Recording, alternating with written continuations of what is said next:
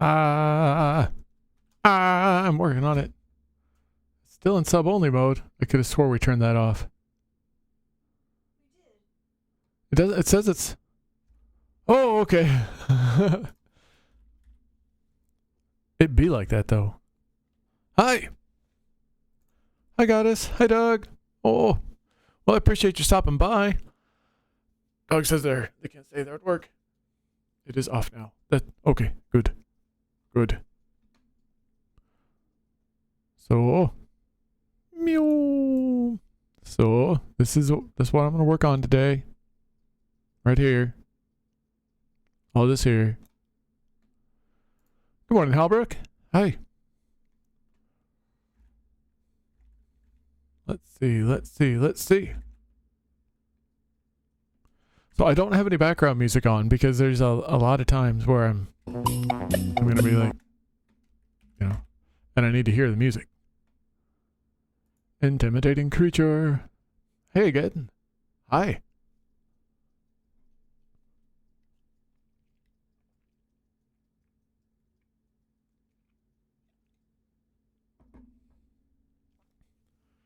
So, all right. I think I've got this set up. Zryu! Hi, Zryu! So I'm working on these things here today. Favorite squirrel streamer. Aw, thank you. Oh my gosh.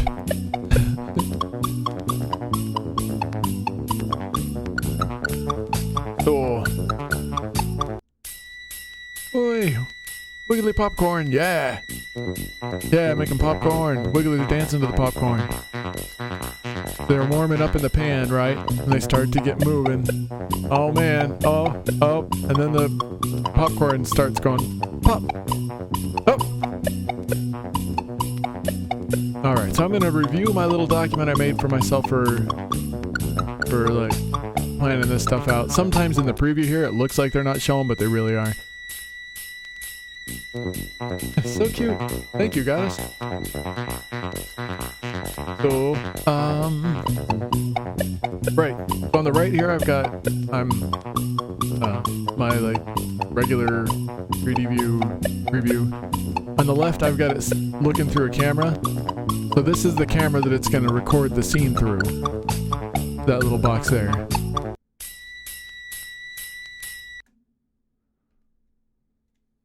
Alright, so I'm gonna, let's see.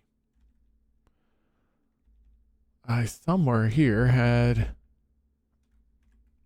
a little spreadsheet that I made. A silly little spreadsheet.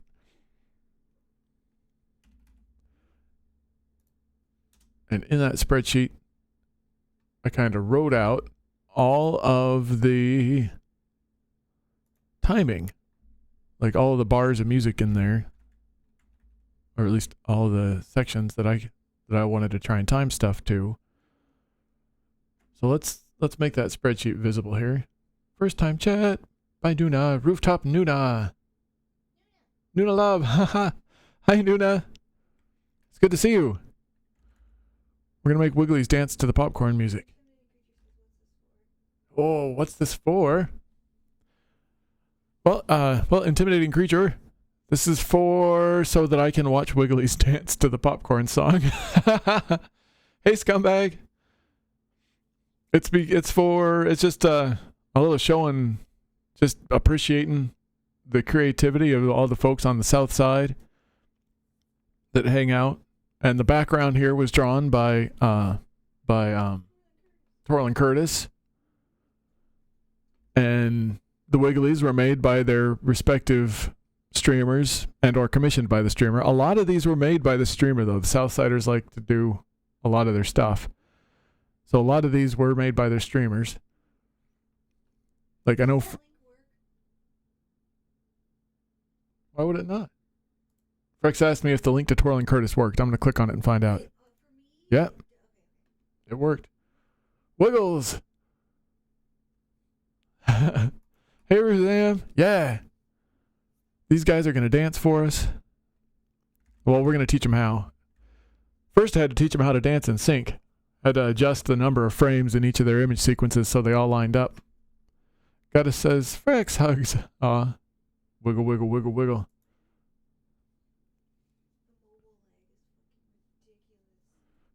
Frex is loving life with the mobile lag. So it's kind of a long song here. I'll play the song once through, just its whole length, like you can see down here in the video sequence editor. Like there's the whole song. This is what I've done so far. Mostly I've got stuff kind of intentional up through here. I don't even have all the stuff that I want to happen during this time period done here. And hop down to the end. We'll tell it to run down to the end. Oh man, I'm missing my keyboard overlay. I don't even think I've got that plugin reinstalled here. I'm not going to go through all the trouble of doing that right now. Next time I go to do anything like this, I will have the keyboard overlay back up on the screen so you can see the buttons I pushed. That was there we go. That's page up to jump down to the end of the next thing, and then control end sets the time frame here for your whole scene. Hello everyone. Hello Nico-sama. Nyan.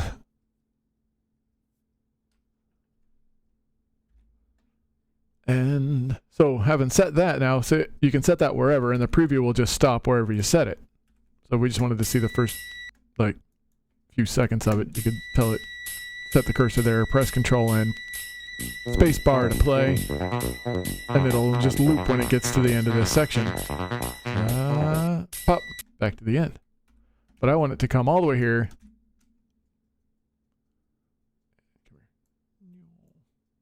And I'll use this one. We'll give this one here kind of prominent.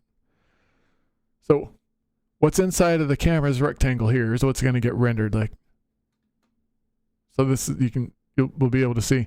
There's some finer details that the rendering puts on it that I'm going to fiddle with.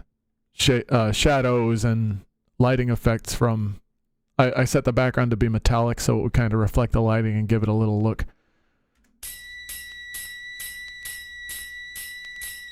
Send results once you are done. Hiya, Ornament. I'm cross-stitching today. Oh, catching up on chat. I'm trying to say new. Oh, I was looking through chat for someone named Ornament. Really, I was.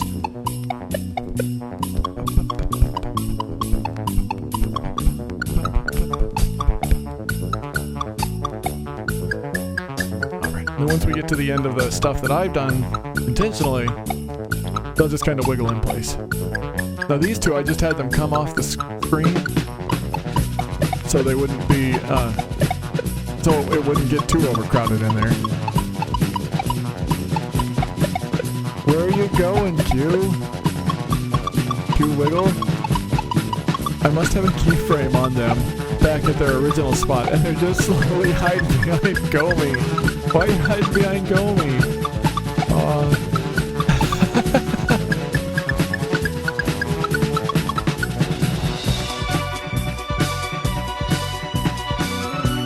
Absolutely love their dance. Thank you, Zuru.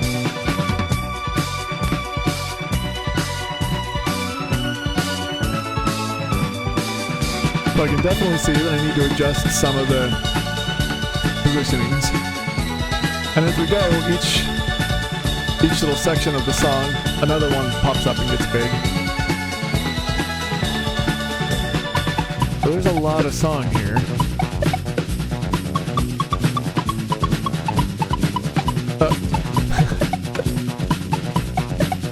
And I've got, visible at the moment. I do. Alright. So these wiggles that are going up and down here, all like there was an earthquake or something, those wiggles are actually, press in to bring out the tool thing here. Where's the bit that I want to show? Must be a different edit on it. Oh, gotta select somebody. There we go. Each of these has on it.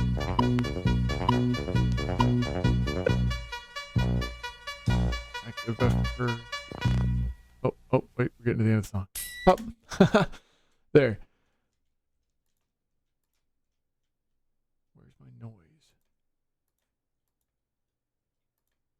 Gotta find where the noise is defined here. So I can... And it's not just so I can talk about it, but it's so I can remind myself how I did something. So if I need to change something, I can go back and adjust it. Oh, I'm in the F curve tab, not the modifiers tab. Noise is a modifier. So these are F curves here. And I'm applying a noise modifier. So the noise it generates noise, and then it kind of snapshots that noise. And you can change this offset for where the noise, you can see that line moving back and forth. Now the trouble was, I would have to go in and click and regenerate it one at a time for all 20, however many of these Wigglies there are. Because if I copy and paste it, then I wind up with a situation where they're all wiggling in a way that looks kind of random, except they're all wiggling in exactly the same random way because they're all using the same randomizer seed. Which wouldn't be too bad if they kind of all started at a slightly different offset. So then I thought, okay, I can just go in and do the offset one at a time for each of them. And that seemed awfully tedious. Since my main work is programming and programming adjacent stuff, I just thought, well, I'll just go in and I'll figure out how Python references objects in the scene, and we just did a little loop. Said for each OBS object, go in for each curve on each OBS object, generate a randomized number between 0 and 150, we'll call it delta. For each modifier on each curve, assign the offset to be the delta. Give it a strength of 0.075, a scale of 10. Restrict the range, though, and then have it start at frame 75. And that was a useful little bit because, let me zoom in on it. See, here in the beginning, they don't wiggle. Because I want them to heat up. I want them to start out just kind of dance. Well, they do wiggle. They dance in place. They're Wigglies. That's their nature. Holding still is not comfortable for them. So they wiggle, but they're just wiggling in place. And it's not until it hits the start of that offset, then they start to get around like, oh, the pan's heating up. Pan's heating up. Oh. And then they start moving one at a time. Now for the moving one at a time, there's a lot of them to plan. Oh, I still haven't added this to my OBS scene. Let's add, window capture. And we're just going to call this spreadsheet. And that.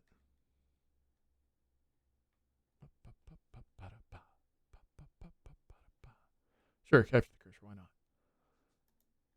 not? Nope. Not the patch bay. Nope. Not the properties for the spreadsheet window. That's where I am now. It is open, right? Timing.ods. Oh, right. Timing. There it is. Whoop. Oh, my lands. It's huge. All right.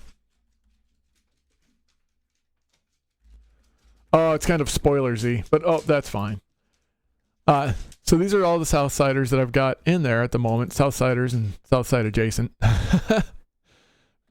And these are ones, folks that Frex, like Azero says, have you considered using peak data of the Fourier transform of the popcorn song to make them move with the notes of the song? Oh, Zuri is using the big brain. You can't have a separate seed for each of them. You can have a separate seed for each of them it generates, let me start at the top. Oh yeah, I guess you can have a separate seed for each of them. Have you considered using peak data of the Fourier transform of popcorn to make them move with the notes of the song? Right. Bunch of puppy dogs running around excited in here.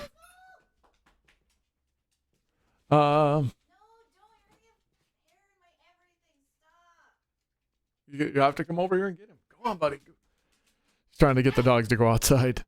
Of course, getting excited means time to go get the little wiggly bear. Get the wiggly bear. Oh. Oh my god. You're gonna get hair in everything I'm trying to drink. Okay, we caught him. Put this on your face. Put it on your face. Oh yeah, Southsiders and Stoop Kids, yeah. Well, that's what Southside adjacent folks. Well, Stoop Kids are Southside, friends of Southside. I know not Southsiders, the team on Twitch. But, we're there hanging out on the South Side. So I very briefly thought of using the transform of the audio, and I'm fairly certain that in Blender you can actually plug in, you can attach, you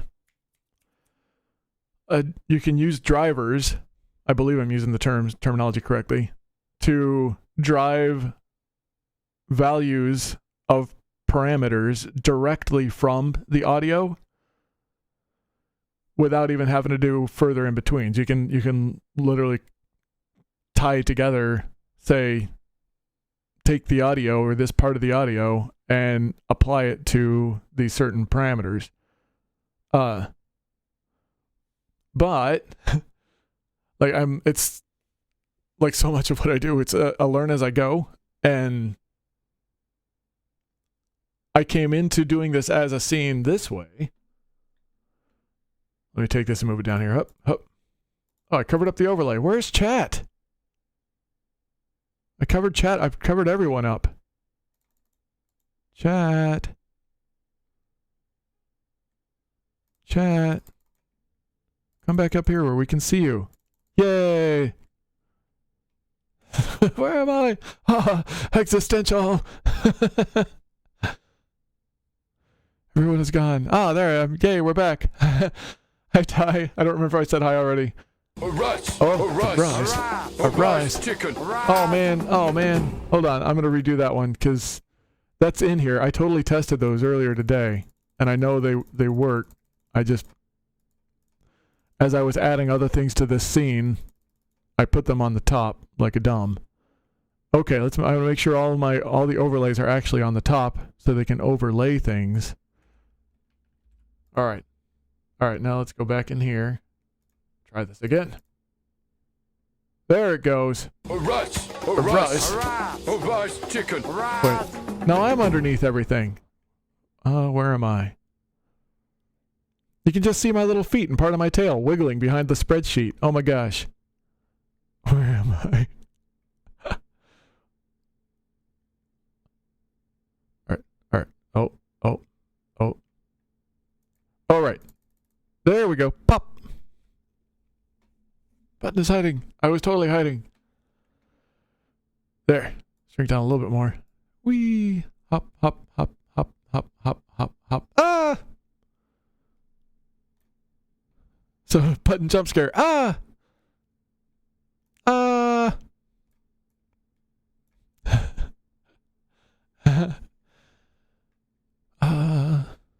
Good to rough test. Always good to rough test it during stream. Yes. I don't always test my code, but when I do it in production. Ruzam, if you're still here, you know what I mean. So I put the spreadsheet together, and thank you. And it took me a little while to sort out kind of when stuff started and stopped, and to settle on, yeah, I got the right number of frames and stuff, because I'm not all that great at it. But I decided how many folks were on the screen and how to make them move and stuff. I thought, okay, I'll try and lay out up through the where the little orchestral part starts, or the string instruments start. And I decided on this: start moving, peak above the crowd, bounce, bounce, pop like a popcorn, bounce, chill out somewhere, just kind of stay in place and wiggle so we can have a look at your wiggle, and then fade away or kind of run off screen. And then when they do that, they reappear as the small version of themselves back behind everybody. So now, having said all that, I'm gonna put this back.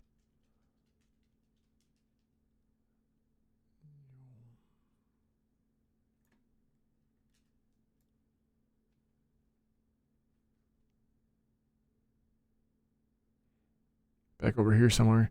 I clearly have a keyframe defined somewhere that I need to undefine. For some of these, anyway. We'll figure it out later. I'll put the end. What frame am I on at the moment? 653. Sure, why not? Right here. So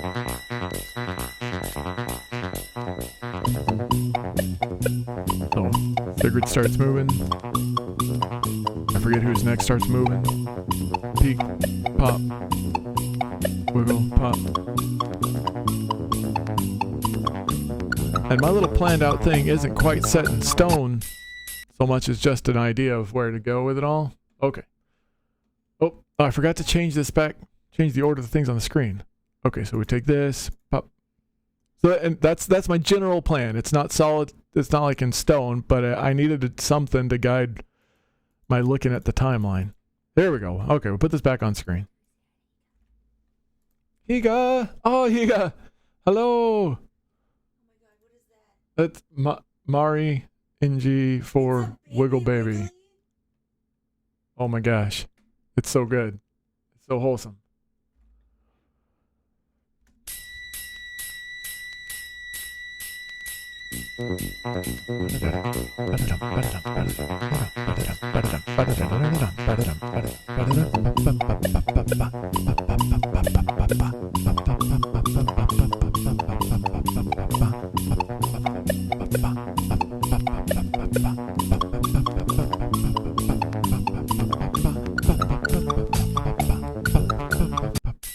Okay. Very cute, right? Yes. Yes, it is.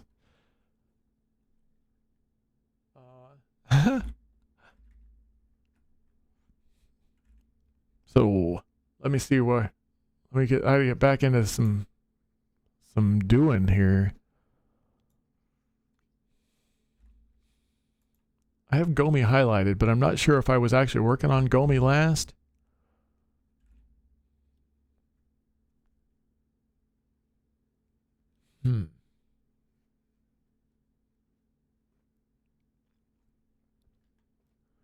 You know, one thing I'm going to do while I'm thinking about it is, oh, the silly puppy dog. He's like, help me. The blanket's balled up and I can't figure out how to operate it. I can't get back in the blanket. And now, Sigurd and Toma have wandered off screen. Having wandered off screen, see about the time they first, there. In order to apply the noise transform to the F-curve, you have to have an F-curve. And for the F-curve to exist, you've got to have keyframes defined. But the end keyframe, way over here,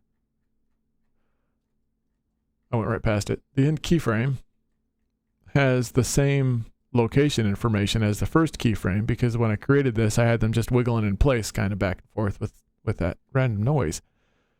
So they're going to drift back toward the start.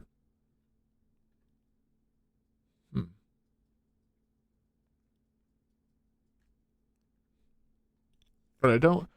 So I had solved for having them reappear in the background there. So when Sigurd wanders off screen, a copy of Sigurd, a little Sigurd reappears, pop, back behind the others. And I think, if I remember right, yeah, I have her initially appear behind Q, who has kind of landed over that way, and then wiggle out in front. But I feel like that might be unnecessary. This extra copy of Sigurd, I think, is unnecessary because Sigurd's going to meander back toward over there anyway. I could always just go remove that copy and take this big Sigurd and shrink big Sigurd back down and stick big Sigurd back over here, like on a single frame. Just have her go pop and reappear back over here. So let's have that happen on one of these beats. Let's see, where are we? Right now we're at 595. So we've got a beat. And these are off beats over here in column D. So I'm over here, 595. I'm around this one. So I can go back to what's happening at 580. At 580, everybody looks kind of like this. All right. So what if at 579, we press the letter I to record a keyframe for location and scale. And then at the very next frame, 580. Sigrid is... Sigrid, where are you even? Oh my goodness. Are you coming back into frame? I should just zoom out here so I can see what's going on. There they are. We'll put Sigrid over here. Let's see, there's kind of a gap in Wigglies over here. Put Sigrid in this little gap of the Wigglies over here. And I think they all, by random happen chance, wound up getting scaled to 0.108.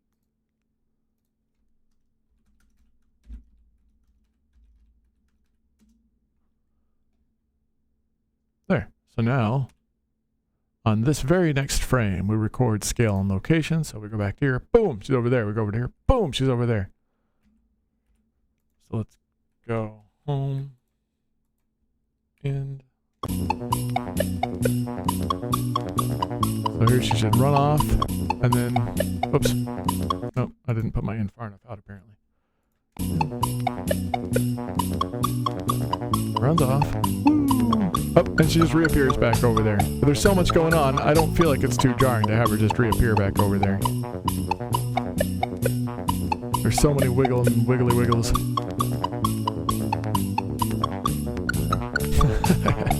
And especially since it happens right on the beat, your brain expects things to happen on the beat. So it can go ahead and happen. It's on the beat. Oh my gosh.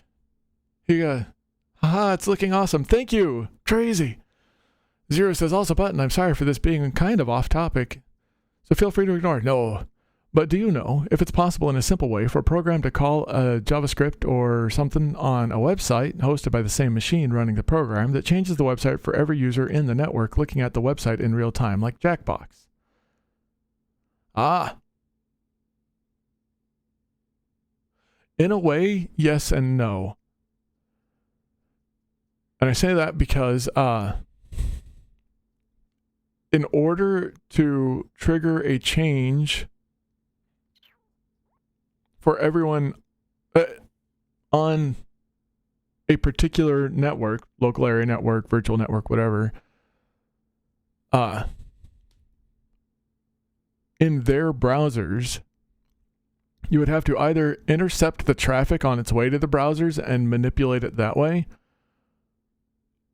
or have a client, have their client be aware that it's a member of the group. You know, like have each, like if you have network admins or if you've got that kind of access on your network to push updates to folks' machines, dependent on the browser, like you could push different kinds of plugins.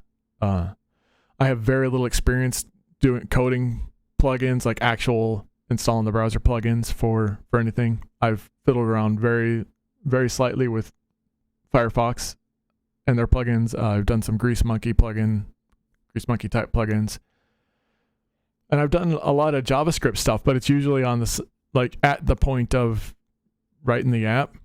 And I mean, not just JavaScript or not just jQuery, but you know, things, JavaScript and things that look like JavaScript, beans and things that look like beans. So yeah, because you would have to be able to either intercept the traffic, and that's a huge undertaking, like to intercept HTTP traffic and parse it in a useful way, and also in a way that doesn't break it for your downstream folk. Or I feel like the way of least resistance from a development perspective would be to identify the machines on the network and push a plugin that interacts with whatever it is that you're hoping to interact with, like Jackbox. Because if you have your plugin, if your users' machines, the instances of the browsers have trust your plugin sufficiently, then your plugin should be fully able to interact with everything that Jackbox is doing. But then you would just have to know enough of, or you would have to have access to enough of Jackbox's API to know like where the values are, what objects in memory hold what parameters it is that you're hoping to adjust. Don't have much experience in that either. Just wondered how Jackbox is doing it. Probably some HTML5 magic. I have no idea about it. Yeah.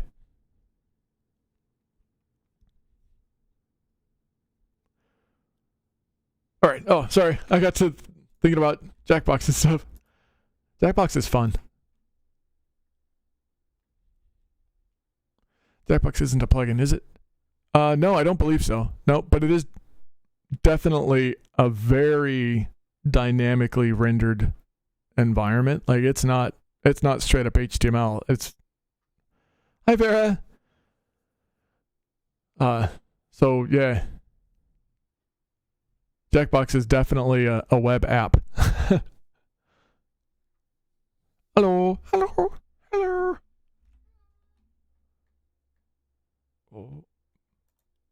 I gotta move this up so I don't have to scroll so much to find it.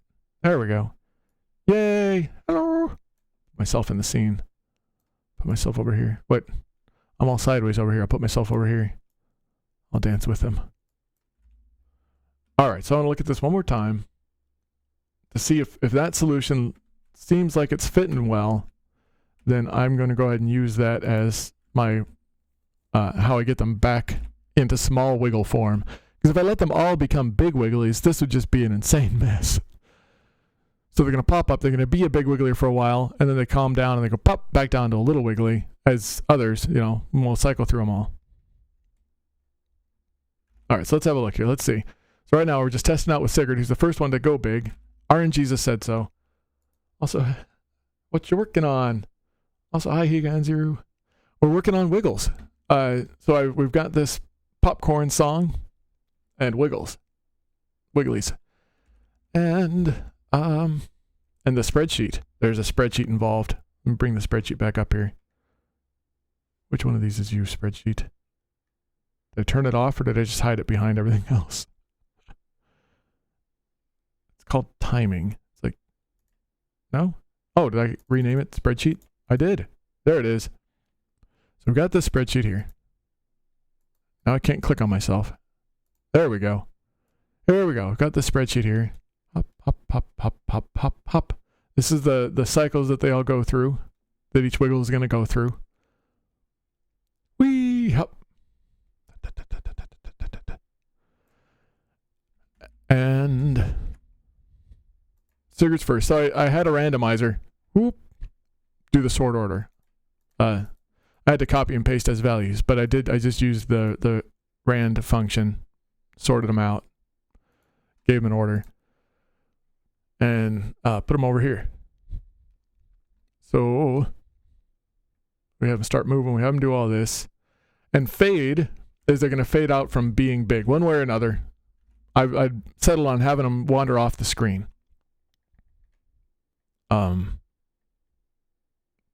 Spreadsheet, where are you? Spreadsheet.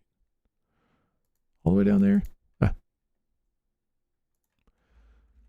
So that way it doesn't get too crowded. But then when they fade, I want them to pop back into the line, back down at the bottom.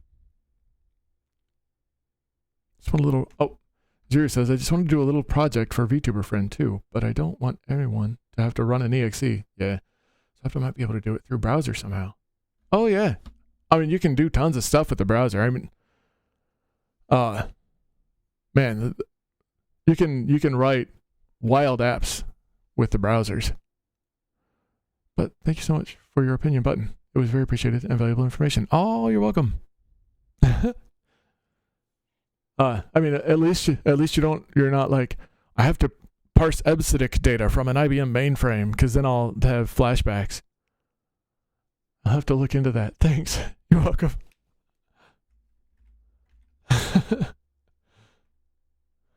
Where are we going? Oh, right. So let's see here. Go back to the start, shift left.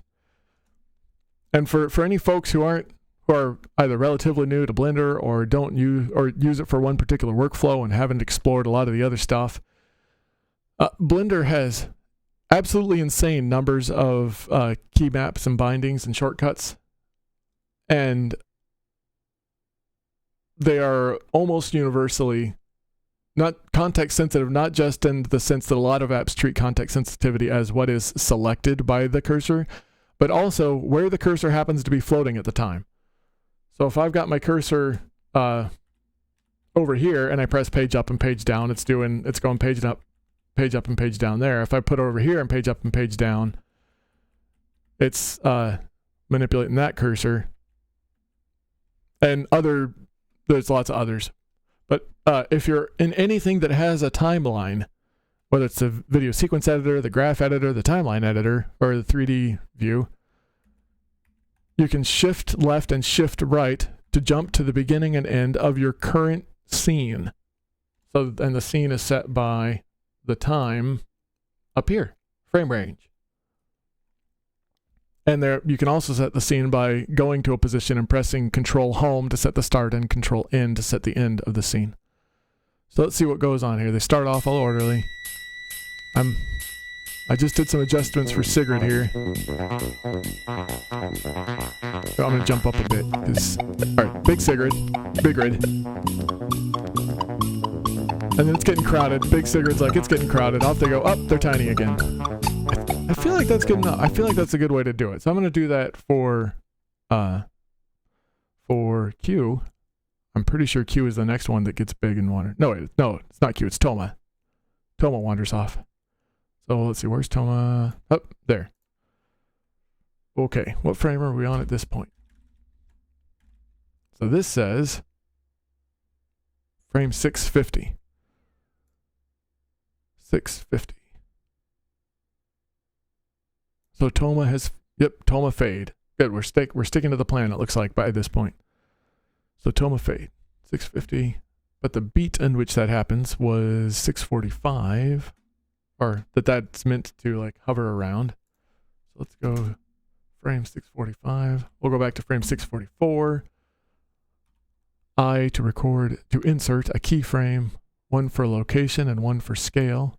So if you're in a hurry and you're in or you're real smooth in your workflow, you just ILIS with the cursor in an appropriate position. If you press I over here, you get a different menu. But if you're up in one of these and you press I, you can IL or IS to automatically IL location, IS scale to record or overwrite the location and scale frames. So now we have recorded that at this frame, that's where Toma was. We move over one frame. Now we're going to put Toma. There's a big gap of the Wigglies over here. I'm going to put Toma over there. Have her jump back to over there. Toma, come here. Toma Wiggly. Twiggly. Tomigly. Wait, I know what this is supposed to be. No sense in guessing when we know that it's 0.108. I should just normalize them all, but now it's there. It's like a little tiny one-day-old tradition. Now they're 0.108. Wait. Oh, I'm like, why is Toma so much bigger than everyone? Because she's way up here right in front of the camera instead of back there with the rest of them. Toma, please go back over there. Move in just the X, please. So if you want them to move, G to move, right? If you want them to move in just the X, press X, then the Y, you press the Y, and the Z, you press the Z. Okay, so now we know Toma's still a little far forward. Move back here. Move down here, like over there. All right. Record the location. Record the scale. Pop. Toma's way over there. Pop. Toma's over there. Okay, cool. Save it with the Control S. Me using my browser 101. Yes, my browsing habits are that bad. Oh, I had to scroll up. For hotkeys based off of screen location sounds like accidents waiting to happen. Oh Lord, it is. It's absolutely. It's it creates one of those things where like there's a lot of potential. It's just potential for change, right? There's a lot of potential to change things very, very quickly. And like any potential, it's a potential for a massive hazard if it's not controlled. And this app, the Blender, in that regard, relies on the user to control what they press. a lot more than other apps do.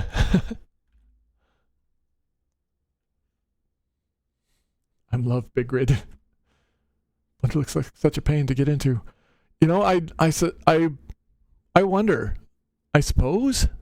I experienced Blender in its early days, and then I didn't come back to it again for a long time.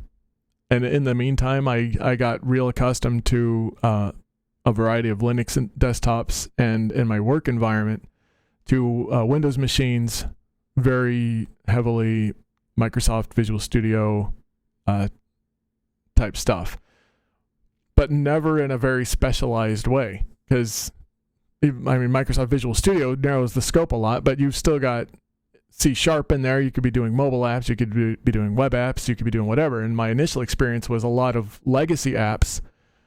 So I had a couple of years of just legit supporting VB6 apps, and then a couple of years of straddling between that and this wasn't like at the time that they happened. No, this was in 2010 when they finally the company finally settled down and decided to convert all of their VB6 apps into .NET apps. But by then, they had to pull strings and do special stuff to get versions of Visual Studio that allowed them to convert the old VB6 apps into .NET so that they could get that into the current versions of .NET. It was a mess.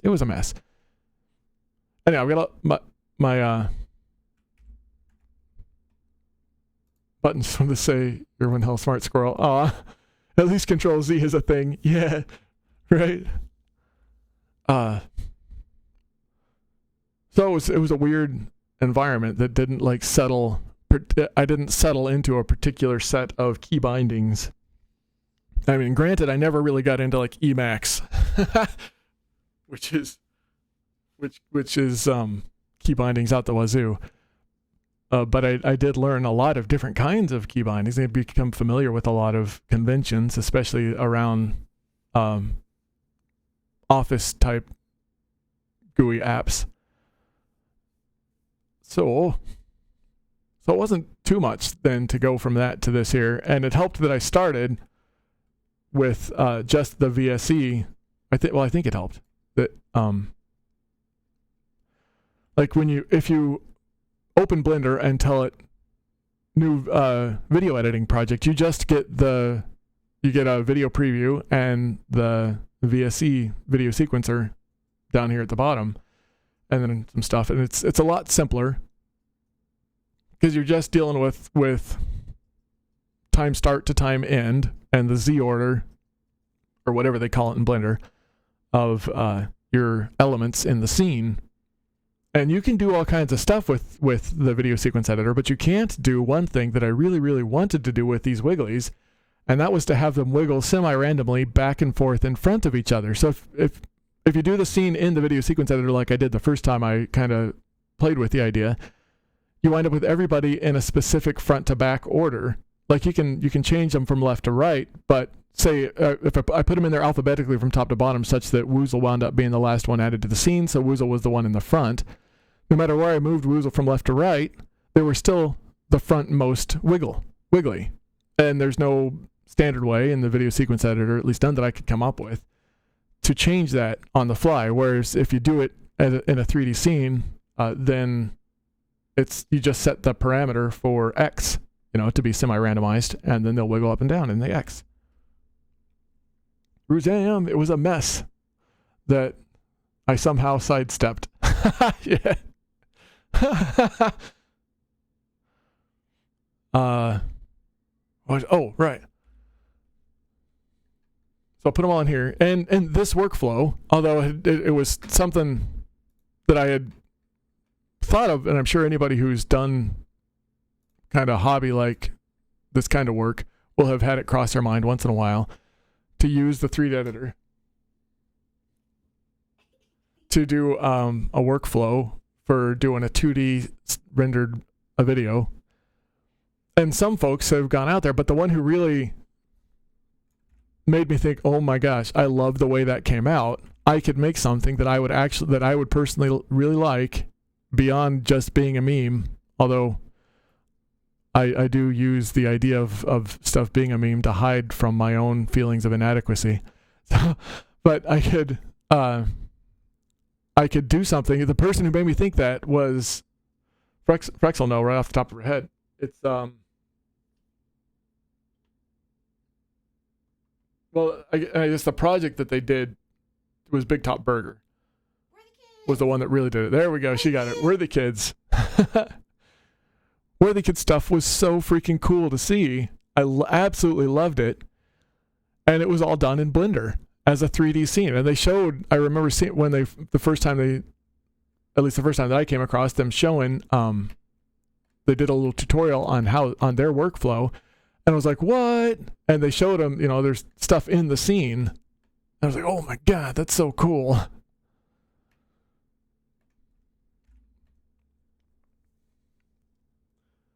Yeah, that makes sense, says Ryu.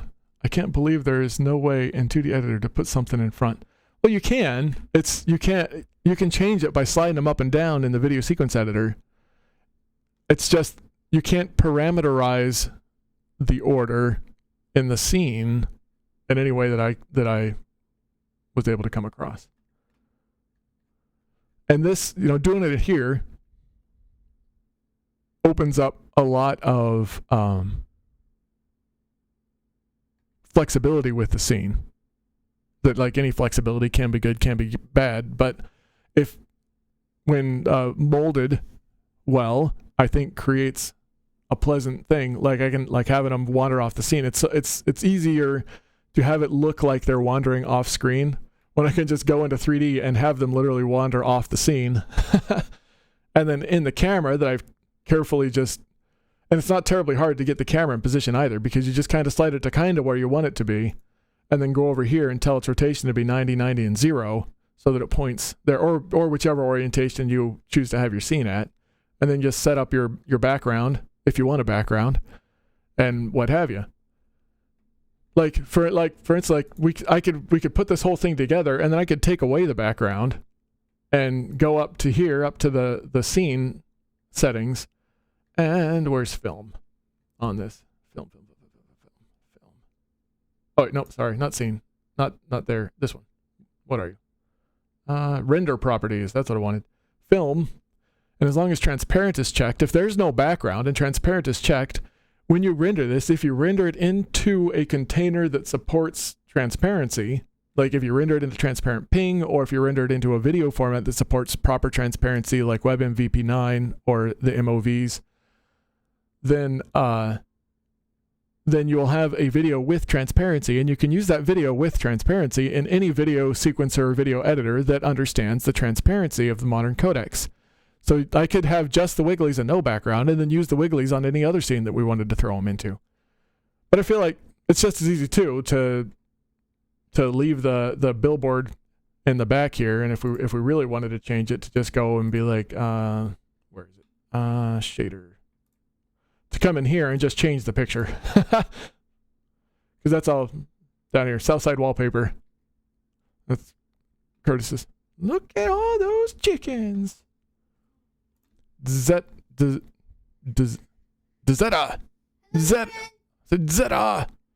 Hello. Oh, shut them out.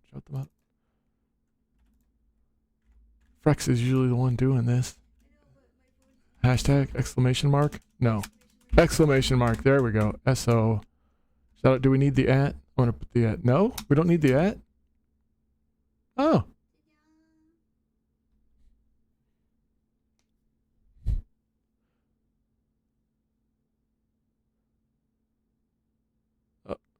Zaru says no.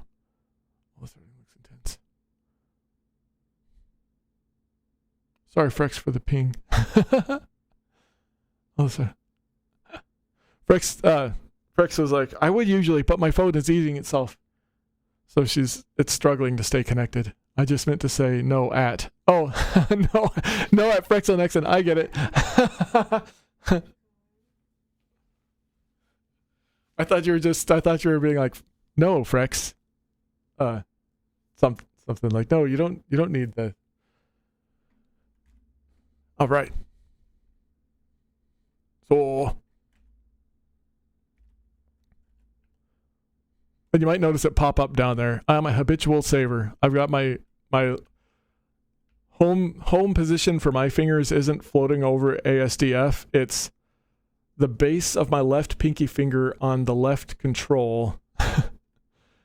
The end of my left pinky finger on the tab, thumb on the space bar, and the other fingers on other keys. But Control S is always very close at hand, one way or another.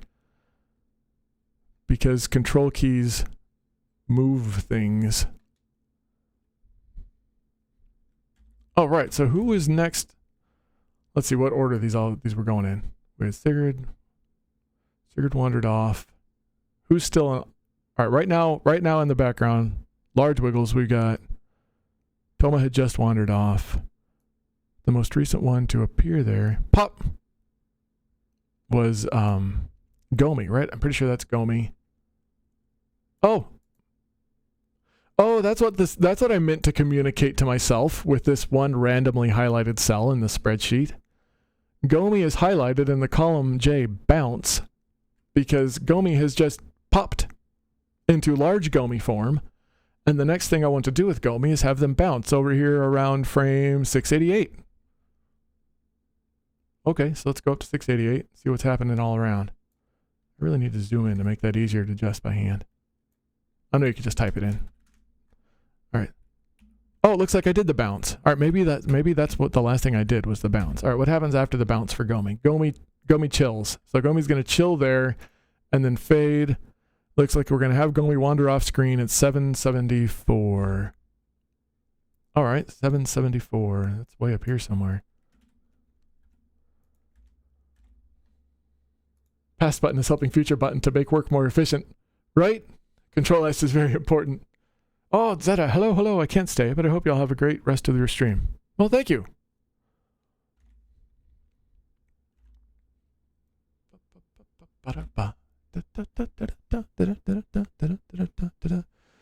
All right, so where's it? Around 774, not 64, right? I think I put that in the wrong spot. 774. Let's just do this. 774. So 774, Gomi wanders off screen. All right. Maybe I'll have Gomi come kind of straight at the camera and wander off the bottom of the frame. Gomi, come here. Oh, man, if I had highlighted Gomi, it would have been way more obvious because I'd have seen all of the keyframes. Would have been super obvious. Oh, well. All right, so just before, we'll record a location. Gomi's going to stay that scale until they're off camera and they pop back into existence as small Gomi. So the next offbeat from here is 795. So let's hop up to 795 and I'll have that offbeat be when Gomi finishes roughly getting into place off screen. 795. So by then, it's going to have Gomi come straight at the camera. Well, if they come straight at the camera, they take up a whole lot of the view. All right, so I'll have Gomi come up and kind of down like they're wandering off at an angle that way. Like this. Like this. Like that. Maybe that'll be good. Let's see what that looks like. Record, L, insert location. All right. Gomi chills. Oh, I forgot to set my time. There we go. There we go. Gomi wanders off screen. All right. So that offbeat Gomi had wandered off screen. On the next on beat, which is 817 apparently.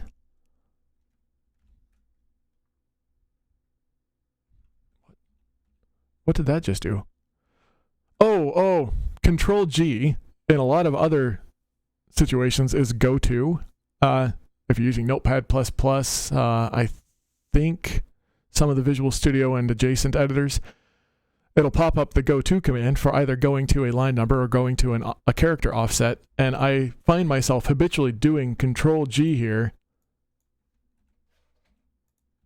but I don't know what that's mapped to. Sometimes it makes my cursor pop back over there, and I don't know why. Create new collection. No. It creates a new, well, yeah, for group up here, it creates a new collection, but down here, I don't know what it's doing. Anyhow, that's not what I wanted to do. What I wanted to do was switch to 8:16, the frame before, record the location, record the scale, because on 8:17, we're going to have Gomi's scale switch back to small Gomi Wiggly. I don't mean to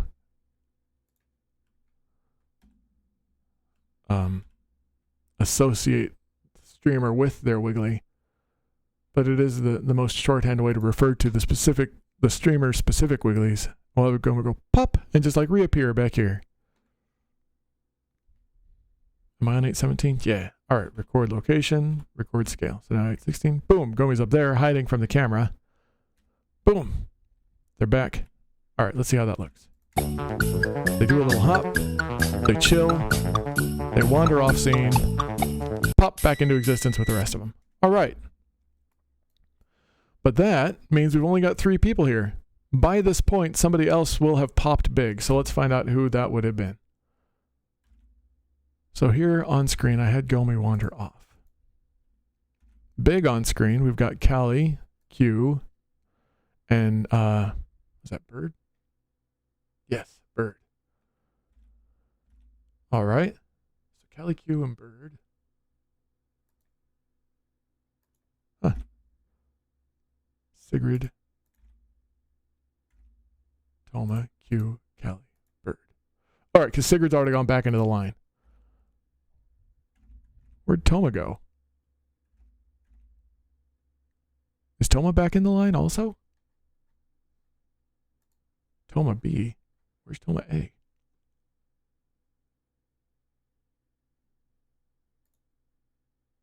I have 2 Tomas. Oops. Let's get rid of the second Toma. I like the first Toma.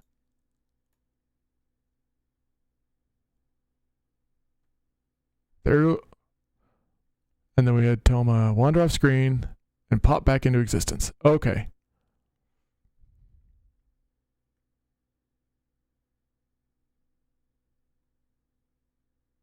Okay. Sleepsy. I want to learn Blender, but it seems too resource intensive for my current PC. Well, one of the great things about the flexibility that Blender has is I'm looking for my system. What's it called in this particular desktop? 'Cause I'm running XFCE's desktop, but I've got a whole bunch of KDE and GNOME utilities installed on here too, because I was playing with things. What is it called? The thing that tells me it's called top in the terminal, but I want the GUI. Brain lazy. Brain don't want to read all those terminal numbers. I want pretty graphs and colors.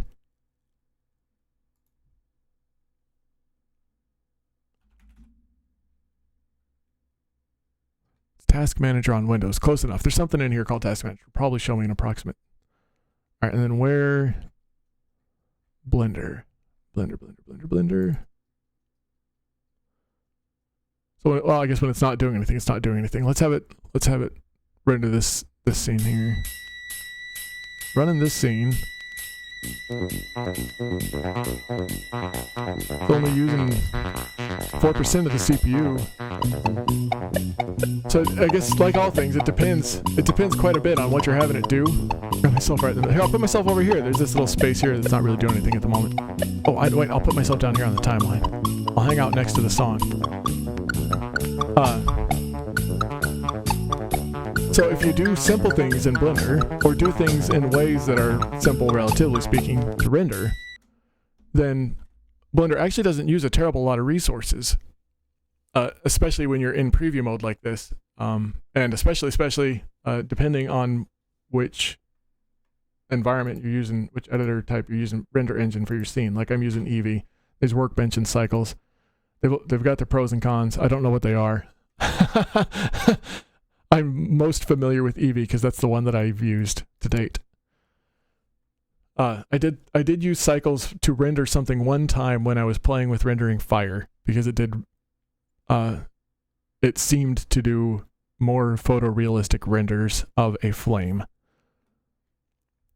Okay, so but I was saying this stuff can be fairly straightforward, simple for it to render because these are all just flat square planes with image sequences mapped as their source, run through a simple principal BSTF, and then the material output.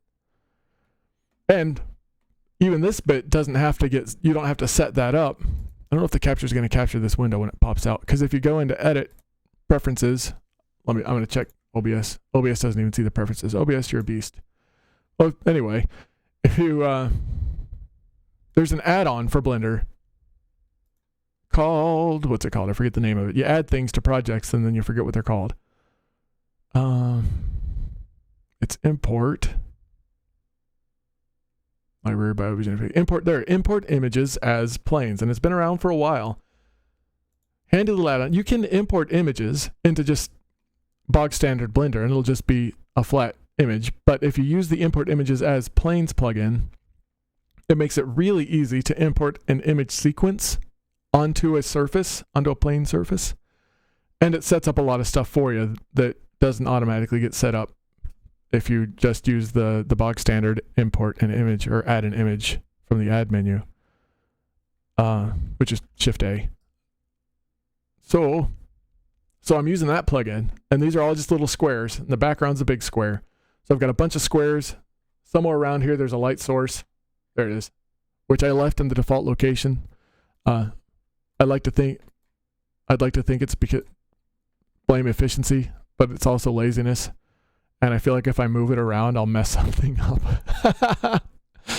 No, because I might, like, once I get everything done, I might play with where the lighting is.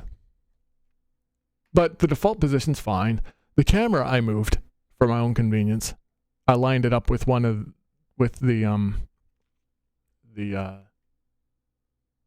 XYZ, whatever you think. Come on, brain. There's too many words, and the world has so many words. There are so many words. So yeah, so when it goes to rendering it, it's just rendering flat pictures in a 3D way.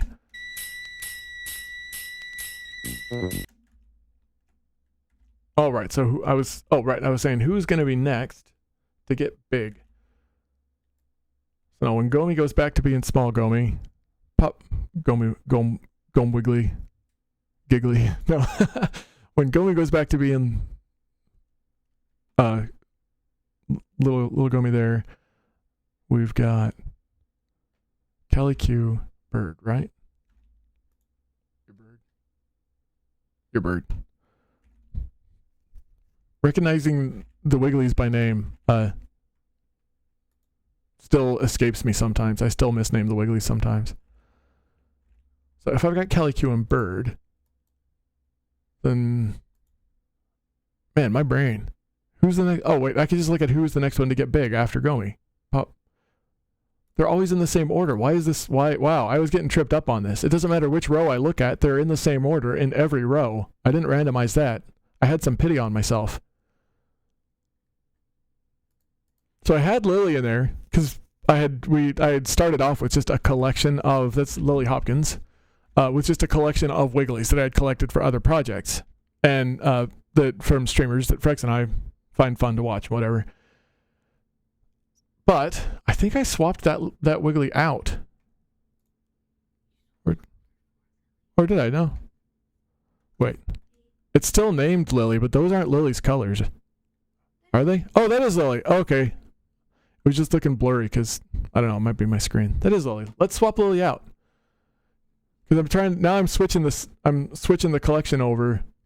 I've got this folder. Oh, it's not going to show up because I'm not capturing the whole screen. Oh, I know. I can go, when I go to switch Lily out, it'll be real obvious. So over here in the material, and I've only got the one material assigned, thank God, because it gets complicated real fast. So here's everybody's materials. Lily here has this one material assigned, and this one material is using this image set. You can have the same image set being used by multiple materials, and it actually saves you resource processing and storage space and stuff.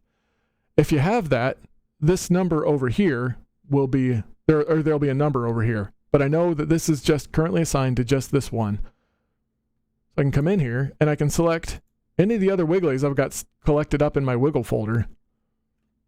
So who do I not have out there? Congo's out there already. Jones, I need another Wiggly, y'all. I need another Southsider Wiggly. Hugs all of my friends. Aw.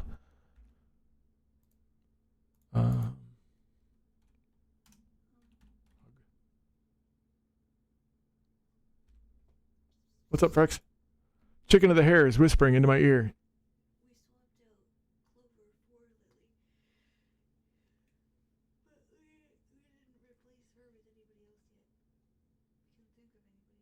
Oh, right, we had Clover in there.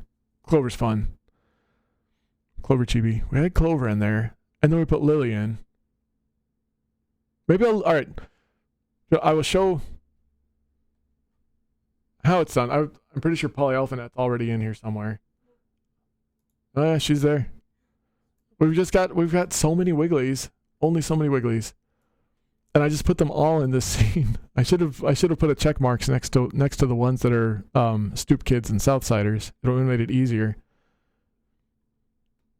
Alright, but I'll make 2 copies of Q, why not? Or 2 copies of Koki. Who do I make 2 copies of? I'm gonna close my eyes, move my mouse around, and whoever it lands on. Vera. We get 2 copies of Vera. Alright. So all I did was select the file path here and go A for all. Again, context sensitive. If you're like, oh yeah, my cursor's here. If you've got your mouse over here and you press A, nothing gonna happen. It's gotta be there. A for all. Open image.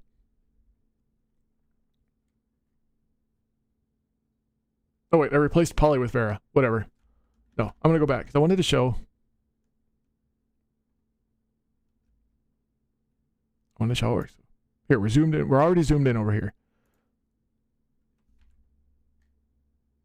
Where even is Polyalphanet in all this? Oh yeah, there she is.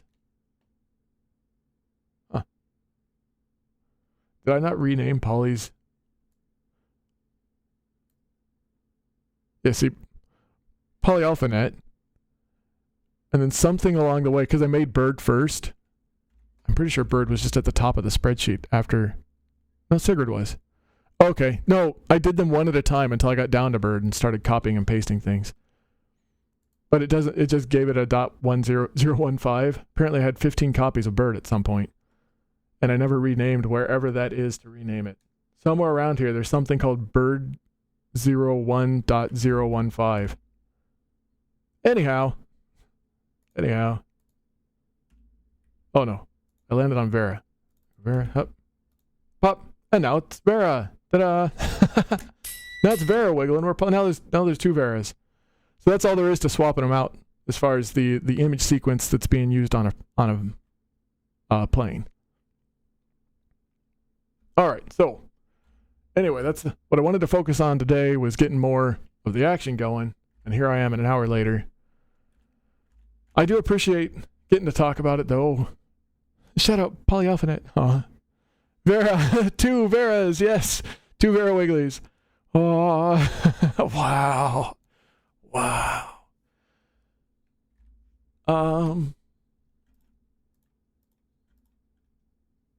Where was I going with all this? Oh, right. So the next one. So I'm going to go ahead and actually, and as far as, I'm not going to change which Wiggly is which for now, because these names are all already here. So I'm going to do this Wiggly next, the Lily Wiggly, and then it looks like Meat's next, and so on. Oh man, but I've swapped Poly for whatever. Now I've got 2 copies of Vera. That's going to confuse me. But I didn't rename it. So the second copy of Vera still has bird as part of its name, of the sequence down to the material anyway, I think that is the mesh group. I think. Because materials get assigned to mesh groups. Material to mesh group to object, and mesh groups are grouped under objects. Different objects can have mesh groups by the same name, which can be useful when you're binding bones, because the bone weights are done based on mesh group name. But any one literal mesh group can only exist inside of one literal object. Now, things like this material exists inside of this object, but it's detected the fact that the image sequence for var01 ping is actually used in two places, which is true. The object poly A, which has the mesh group bird01.1015, and the material poly A uses the var01 image group, but so does var01, who uses bird01.101 or .018. We are Vera Legion. All right, good. So I just need to make sure, for my own sanity, that some of these names stay lined up in a way that's obvious, because there's a lot of frames and a lot of names. If we don't get no frames, then we ain't got no names. All right. We're working on whatever Lily happens to be, whatever is called Lily at the moment, which I think still has the Lily image sequence. It does. All right. Okay. So I don't think Lily's got any other keyframes besides the start and stop. Nope. Cool. So we're going to have Lily start moving. It looks like frame 516. So let's just hop over to 516 right here. At 515, we'll record the fact that Lily was still here. IL for insert keyframe on location. And then let's see. Lily's going to peek up above the crowd at 559. So I'll have Lily move over to somewhere in the offbeat. So 537 is the offbeat from here. 537. So let's record a location frame there. And then by 538, I'll have, so 537, Lily will be moving during the offbeat. Oh, wait. I forgot to move Lily. I recorded the keyframe without moving her. Shift middle click to strafe. I'll Lily kind of move over here. Over here. Right there. All right. IL. Okay. And she'll hang out there until here, 580. Hop over. No, not 580. 559. 559. 580 is the next offbeat after that one. 559.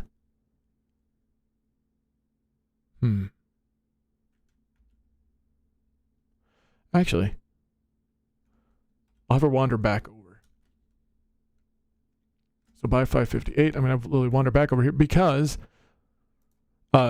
Q, who was big and hanging out over here, is going to move, and that's going to leave a lot of nothing going on in that corner of the scene. So have her go back over here, record the location, because at 559, it's going to peek up above the crowd.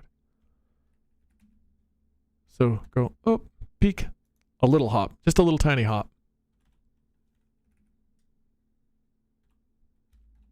Move back down here.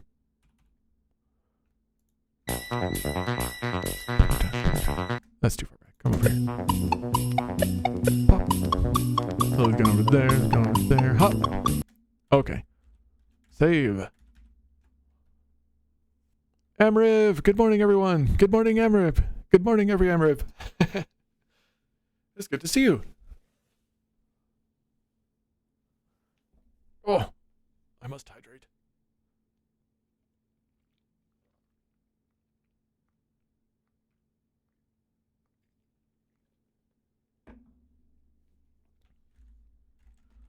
Okay. So the next move is bounce. So according to this spreadsheet, I should have just captured whole screen. Whole screen is dangerous, but whole screen, the only way to be able to quickly tab back and forth between this and have it be visible. But it would also be kind of jarring because that would need flashing. I would need flashing light warnings for how quickly I flash back and forth between these windows sometimes. Especially since I've got the spreadsheet still at the default white background and Blender is a lot easier on the eyes.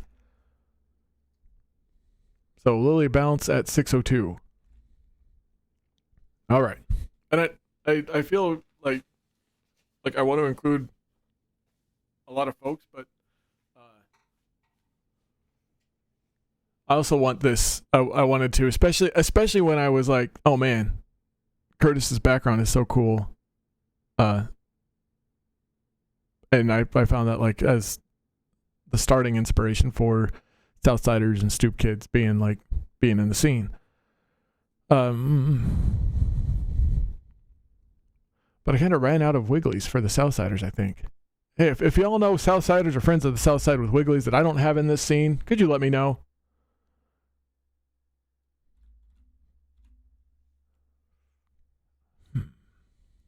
All right, so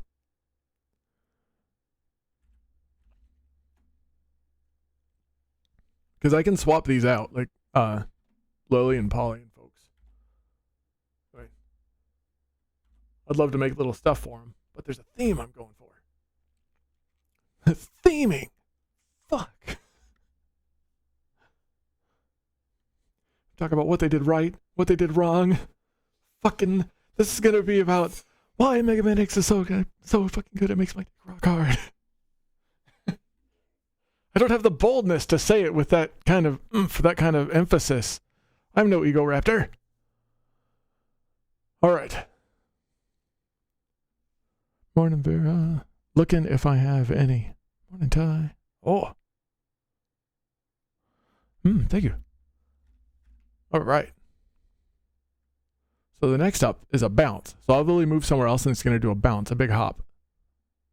It's going to hop at 602, the next offbeat. So we'll move her into position by 680.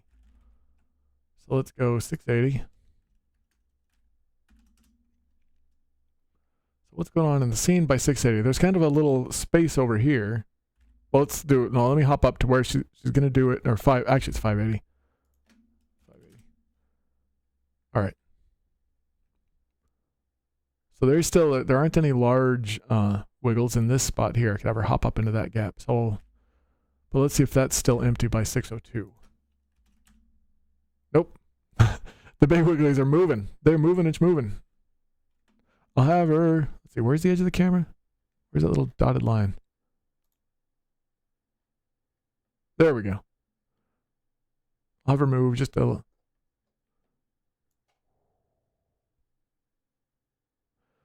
There's this spot over here that like nothing hardly ever happens. I'll have her go over there and then hop back. That's what we'll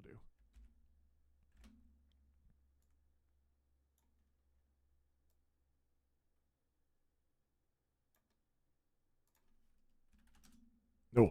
No, I don't know why, but it has to be 580. I just want it to be 580. Okay. So I thought we would have her move up over here. Just a smidgen. Just a little bit. Just a little bit. Do, do, do, do, do, do. She's going to wiggle there for a minute. Because at 602, she's going to bounce. Bounce, bounce, bounce. All right, so 602. She's going to bounce at 602. So I'm going to, on the frame before, record that location. So that at 602, she has begun moving. Let's have her bounce quick. She's small. She'll go, huh. She'll jump all the way up to there in just a few frames. Wigglies can be really fast. Move up here a bunch and have her fall back down like all the way over here. See how fast she moved? That's a wiggly for you. Save it. Amariv. Throughout 30,000 televisions, talented trapezist Teddy Troubadour tumbled through 2 triple twists, then tiptoed toward the tightrope, traversing 3 tap-dancing T-Rexes, typically tied Typically tie tier. Tie? Is that a what's a tie tier? I got sidetracked. Typically, tie tier Timothy ties tirelessly.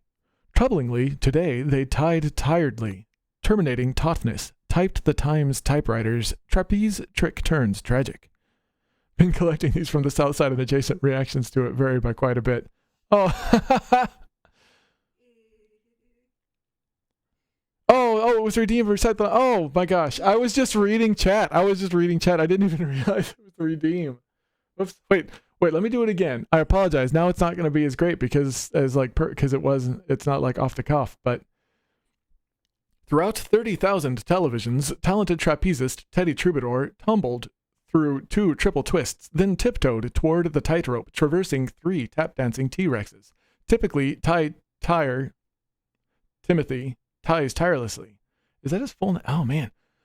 Oh! Tire. Like a tire of ties. Oh, my gosh. Troublingly today... Now I know what a tire is. I feel like...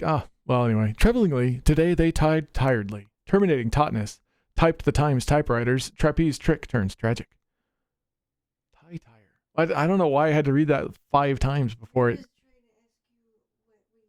Vera. Oh, I'm sorry, Vera. Vera says, Sheriff Rummy and Grimbald be wiggly slacking. Do you have watch it in there? Yes. Let me highlight him though, so he stands out in this mess. There he is.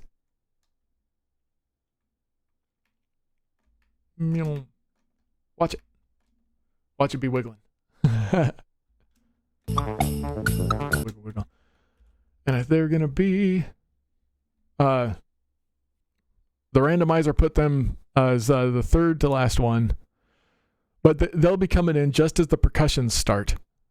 Them and Woozle will start moving, like they'll start wiggling around more than they already are.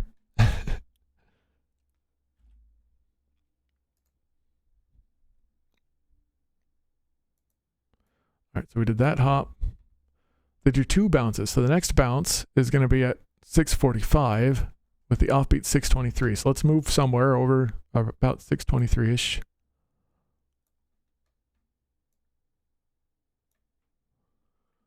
And who are we moving around with? This one. All right.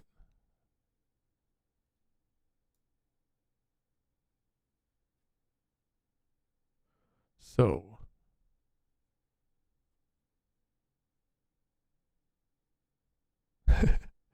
that corner over there doesn't have a lot of small ones happening. I'll have them go over there. 6:23. G to move over there, record the location. Because it's 6:45, so they'll hang out there until around the time 6:45 hits. Record the location. Do another big hop. This time I'll hop kind of straight up in the air, mostly straight up in the air.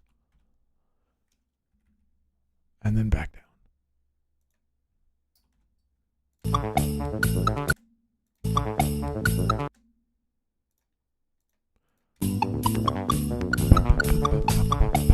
You know what, I'm going to do another fun thing about having the timeline editor up, other than being able to switch around easily in the timeline, is if something's not quite as snappy as you want or doesn't happen quite when you want it to, nope, not all of them, you can grab hold of just the keyframes you want to move on the timeline and have it like be snappier. Oh, a little bit faster.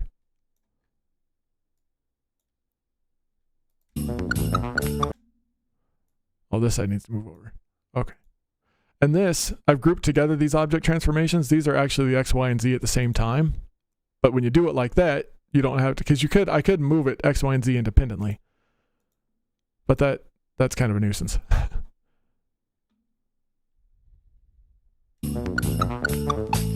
That's a little more snappy.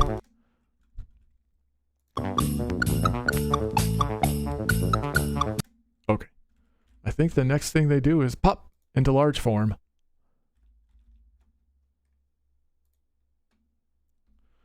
Oh. He need a Rummy Wiggly now. Yeah. That would be great. I would love to include Rummy and Sheriff and folks in there. And like the initial part of the scene that I've got mapped out on my little spreadsheet here is all 100% wiggly. But one thing that I'm going to have happen is although I don't, not technically a Southsider, Bodega Rat. Breck says she's so Southsider adjacent, it's not even funny. But I don't know if anyone in chat doesn't know this already. But Bodega was kind enough to share the template, the Wiggly template in PSD, and I think they shared it in another format. But to make it really easy to go in, and you could go as simple as just swap the color palette and boom, have a Wiggly in your own colors, or go into the individual frames like a lot of the folks have and make adjustments to the Wiggly. Can you tell Amber if I'll clean up the empty ones and I will post the clip?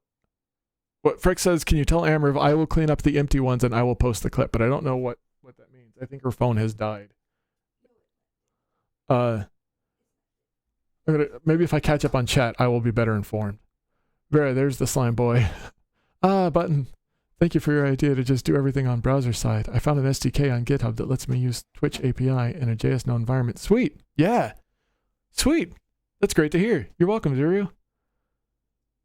GitHub is so great. I mean, even the organization that I work for, it's a nonprofit. But when they hired me, it was to take over for a fellow who was retiring, but they'd only ever had the one programmer. But over the period of 30 years he'd been writing code for them, they had quite a lot of code. But their organization had no source control and no backups of the code of the applications for their in-house apps. And they had thousands of users on these apps. The backup was his laptop. And so I took on as one of my very first projects was to get all of that into GitHub by way of, because they've got a contract with Microsoft for services of various sorts. So it's through Microsoft's Azure development environment, but they are GitHub repositories. So it's not in the public GitHub. It is they are kept private, and they have a lot of private stuff in there.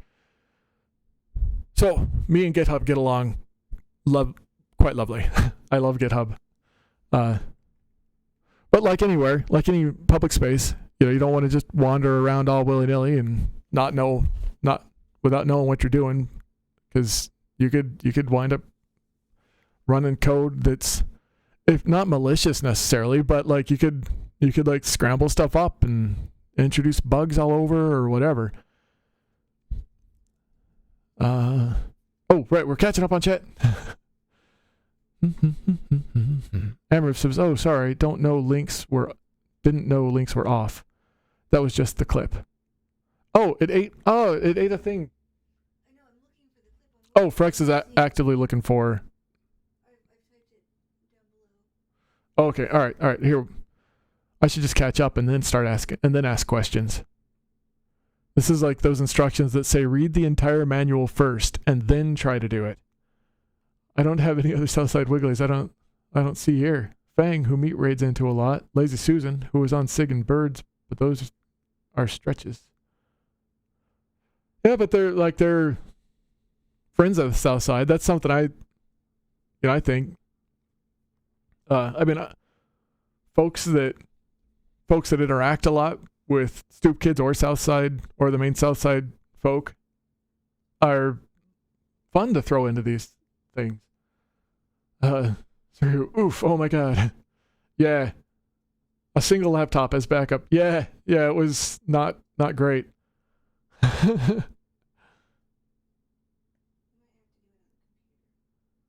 Then Frick says, "Mobile, I need you to be better."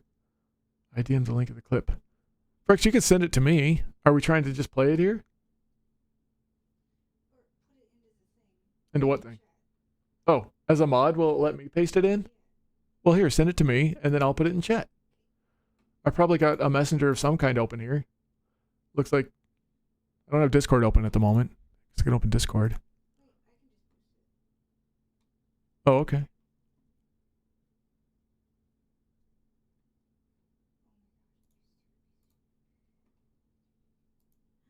Space Barista Raid! Look at all those chickens. Hi, Ori. Welcome, welcome, Raiders. Oh! Pog. So Pog. Space Barista. Space Barista. Nom nom nom nom. Space Barista. Yay!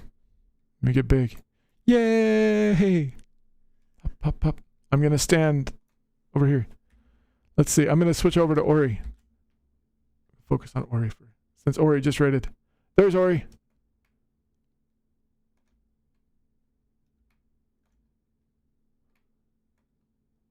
Timeline. Whoop. Oh.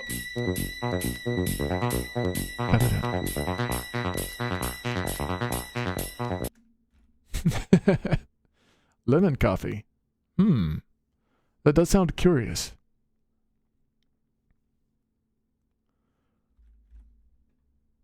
Oh, put myself back over here so I'm not blocking stuff.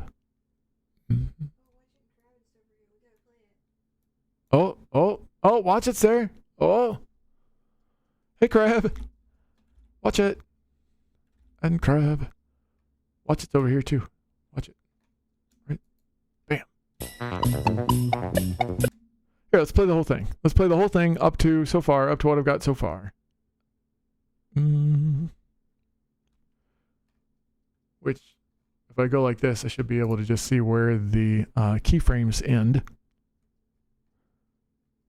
Looks like around here somewhere. So let's go like that. Shift left back to the start of the current scene. All right. Unselect everyone so the boxes go away. And we'll make it big. Gonna crowd everything a little, make it bigger. Okay.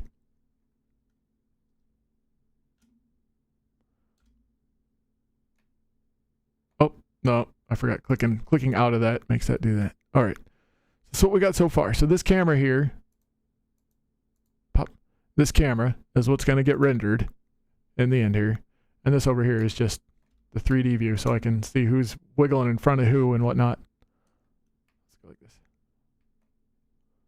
If you do it at too much of an angle, the preview doesn't really show it very good. Like sometimes they fade out of existence. All right, so here's what we got. Wait. Gotta make sure I didn't fall behind. Or wiggling. Oh, man. Could be worse. Amber says it could be worse. At least it's not lemon pig coffee. Oh, the lemon pig. Higa. Rail jammies. Rail jammin'. To quote Ori on the lemon coffee, it tastes kind of like puke, but a little better. Well, at least it's a little better than puke. Than vom. Than upchuck. Amber, what face? Lemon pigs are cursed. So many Wigglies. Yeah. Gross. All right. Heyo, Sonic. Heyo, Sonic. Hi, Sonic. So here we go. All right, so this is what we got so far.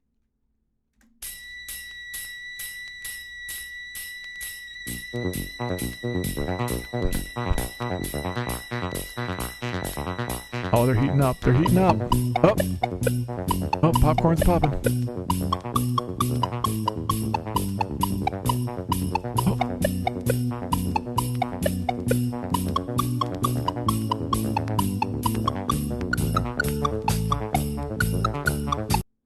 All right, that's what I got so far. Dance, jam.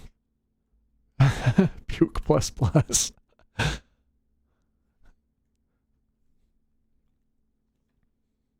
All right. So first I just threw every Wiggly. I had every Wiggly in here, and I had just a flat black background.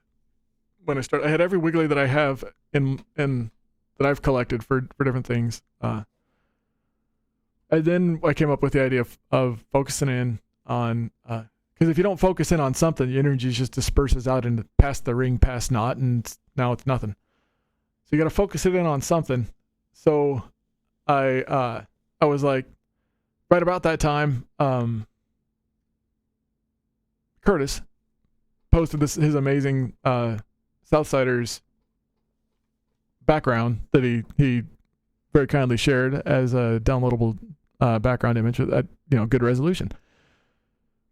And I thought, I could use that, and I can make this Southsiders and Stoop Kids. So, but I do still have some other Wigglies in here that, we could replace them with Southside Friends of the Southside Wiggles if we come up with them. Ilhutre. Very wiggly. Thank you. So wiggly.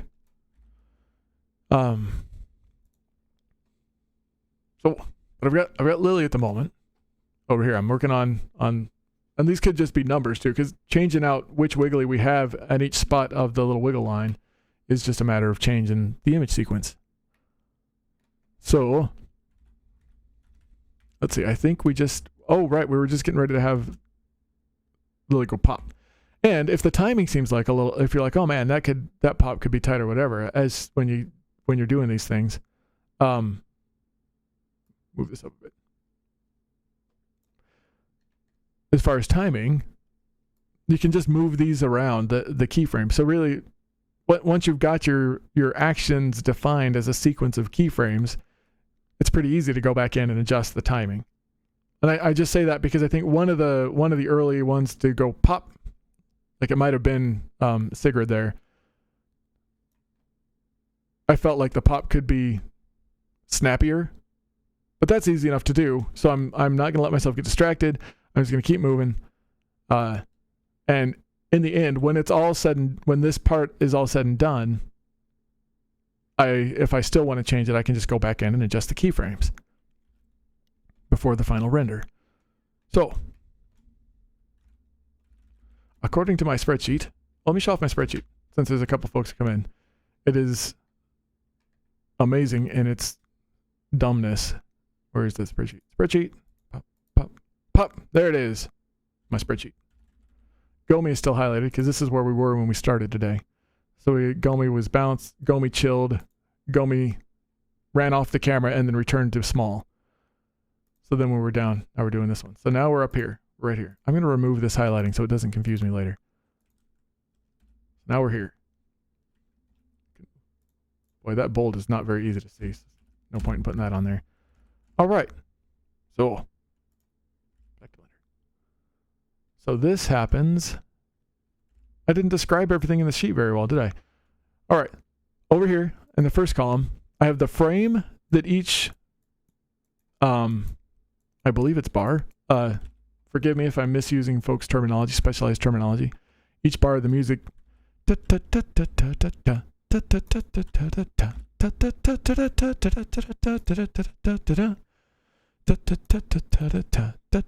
Yeah, each bar. That's the frame that each one ends on. First one ends on 4386. They're 43 frames long. And then over here, I've got the offbeats, the in-betweens, just for my own reference. And then I've got what I want to happen on each frame. And the order was picked by randomizer. I just took all of the names of all of the folders that I've got the Wigglies stuck in. And, oh yeah, and then we tried swapping out Clover for Lily at one point. As I was like testing that what I thought I understood about how to update the materials was sufficient to perform the kinds of updates that I needed to perform. And it turns out that it was. So that's good. Although we do still have a whole host of vertex groups named Bird. There are so many vertex groups in this project named Bird. Because Bird was just the one that I happened to copy and paste everything from, and I didn't go in and rename them. For the curious, the vertex groups are, I think, over here. No? Where are they? Oh, here, right, here. I was just thinking dots and lines, but no, it's kind of squares and lines. Over here. So we can name them over here if we want. All right, you're not called the vertex groups. These are the vertex groups. What are you called? the mesh. Oh, okay, that's the name of the mesh. Right. Got to call things the right things. It's the vertex group names that are used for bone weighting. For any, I don't know if anyone in chat today has done bone weighting in Blender or another. Well, I think the names to bones weighting thing is specific to how Blender does it. But you define a vertex group that has the same name as the bone that you want to influence that vertex group, and then you switch to bone weighting, and you can paint the weight on there. But the bone weight this pants grabs us for X. But I didn't rename these mesh groups because it doesn't actually affect anything with the scope of the workflow that I'm using the environment here for. That name doesn't change anything, because when I'm looking for people's names, I'm either looking up here, which is the name of the object, or I'm looking or I'm just clicking on somebody to find where they are. So I don't need that to be a specific name. And when I'm working on their materials for my own sanity, and because it just doesn't need to be any more complicated than that, they've only got the one material per each. So I don't need to go fishing through materials or fishing through anything else. Oh my gosh, I've got the spreadsheet up. This is why I should have just done the whole screen capture. There we go. So, spreadsheet on the screen the whole time. Muchas wiggly. And,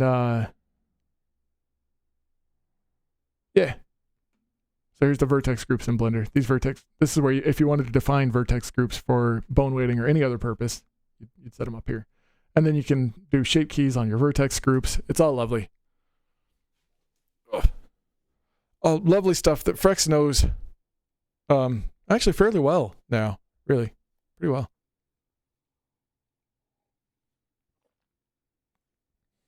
So anyway, why do I have Nelson selected? Oh, right, I just clicked on people at random. We're working on Lily. Control S, save. It's like a nervous tick. Control S, Control S, Control S. I hit save in programs that have no way to save or things that just automatically save. I still tell it to save. Her next move, I'm on the wrong sheet. Her next move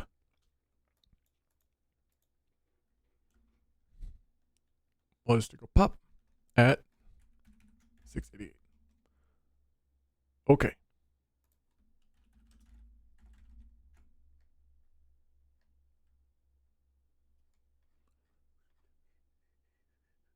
So many lovely wiggly wiggles. 688. Well, there's a lot of space between here and there. Let's see what's going on in that empty space. Folks aren't doing a whole lot there.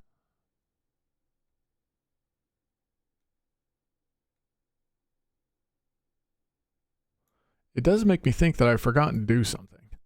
Because if I have her pop up big at 688 pop, 688.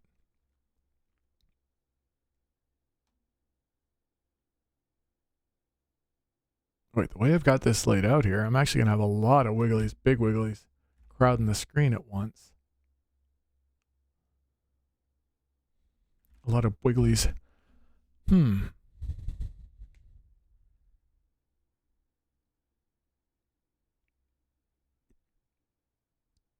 I? Will I? By this point, Sigurd Toma Q. Oh, wait. Right. I just haven't looped back around it. So let's do this first.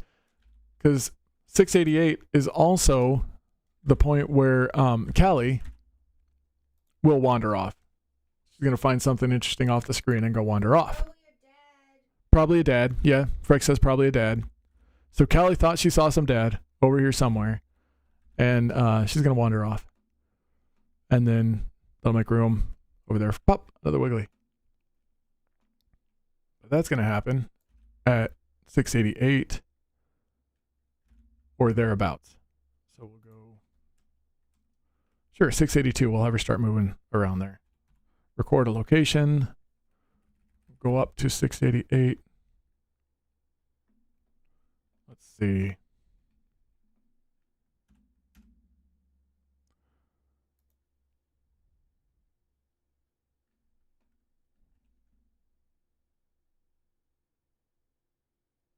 What do I go like that? Record a location. Too fast. What? Oh, I forgot to move my preview. There we go. Or my scene link. Whoa, that's fast. That's a little fast. Let's go. Let's slow it down. She's really excited about that dad she saw. It is Callie. All right, we'll go like this. Take your time. You don't want to think you're too interested. There we go. I don't know how that stuff works. I have zero idea about that. Your tail was still on scene. Go like that. We'll re-record the location. Okay. Nice. Even her Wiggly is down bad. Yeah. So yeah, Vera. No, that's because I forget who. I replaced somebody with Vera as I was talking about how you can swap them out just by switching which images are used in the image sequence. It's okay. I'll go back and clean them up. They could all be Vera at this point. And it right. Because you know what? I feel compelled now. Oh. Huh? No, it's not. It's not gonna. It doesn't hurt anything. Look, it's like 5 clicks. We go like this. Boom. Now that's Vera. It's like Agent Smith taking over the Wigglies.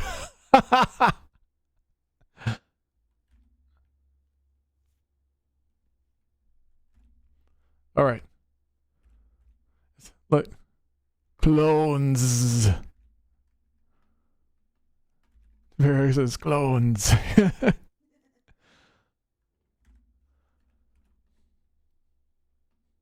All right. So now, but that leaves this space for Big Wiggly to pop up into.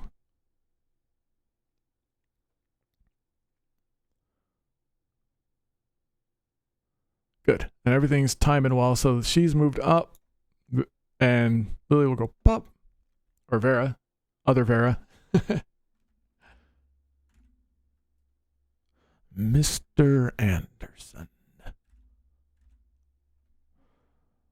So when I said that was 688, right? Yeah, 688. Pop. So around like 686. I'll record location and scale. Because 688 is going to jump. Actually, wait, not 686. I wanted to jump up in the air first. So I'll go 684. Location. 686. Jump up in the air. Location and scale. 688, I'm using a kind of standard scale of 0.5 for the big ones. Let me find which one of these. 0.5, 0.5x, 0.5y, 0.5z, 688. Record the scale and the location. Sure, why not? And then she'll bounce back down. Record the location. Do a little bounce, like, ooh, like she bounced off the ground.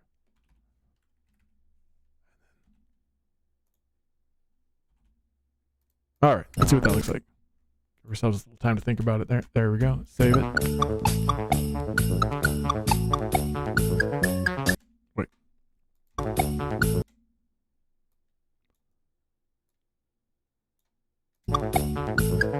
Yeah, there we go.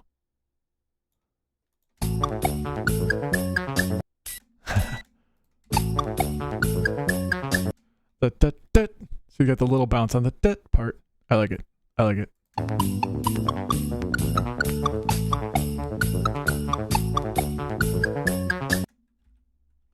Okay.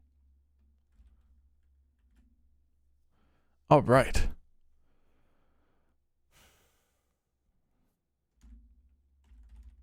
So now in large form, she's going to move around and do some more stuff.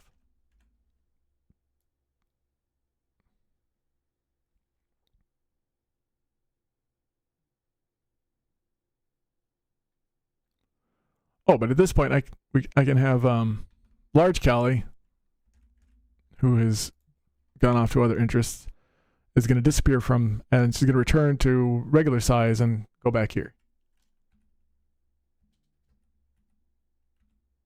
and we'll have it happen right around the same time this pop happens. So like the eyes are distracted, there's a beat happening on the music, the brain's like, yeah, things should be happening, and it won't be as jarring that somebody's just appeared out of nowhere in the dance line.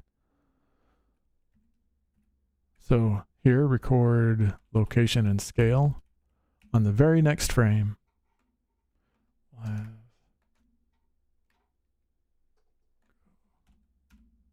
back over here. Scale back down.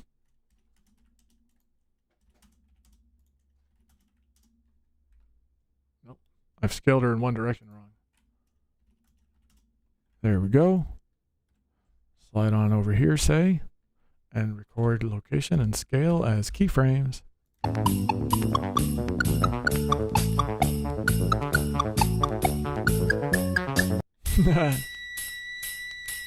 All right. So what's next? Back over here. Over here. Expand this frame scope on the scene. Lily has popped. Lily will bounce as a large Vera number 3 will bounce on frame 731. So let's see what's going on here. At 731,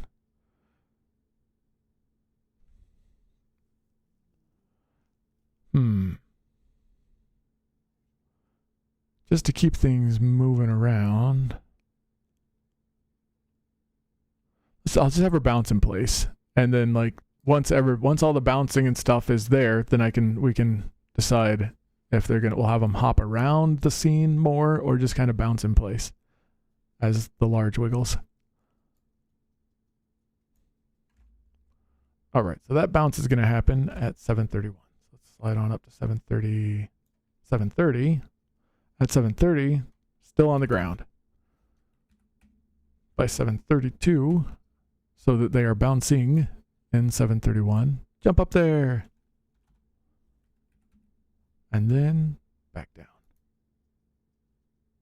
Back down like that. Like that. There we go. But since they're so big now, they kind of hop a little.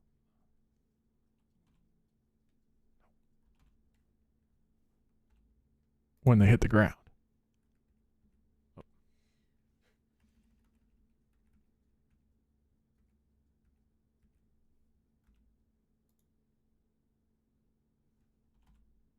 Okay. You know, that could go up higher.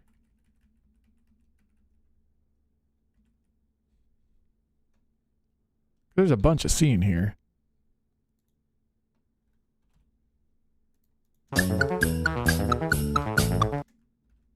Okay.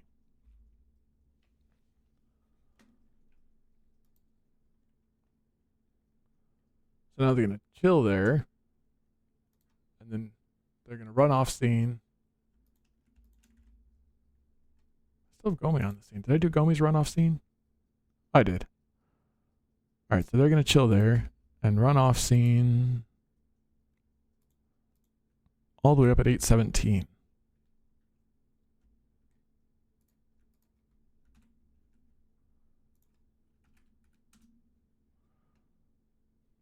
There's a lot of action going on over here on the left, and we haven't done a whole lot of stuff here on the right, but we'll get there.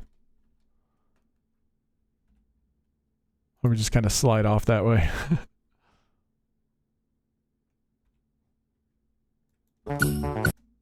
Oh, wait, nope. Back. Go back. I need the offbeat before that one. 795. Say, stay in place up to that point, and then wander off scene.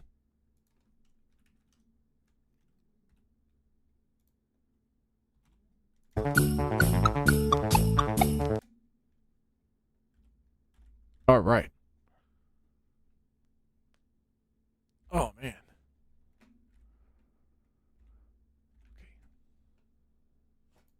V3, all right, yeah.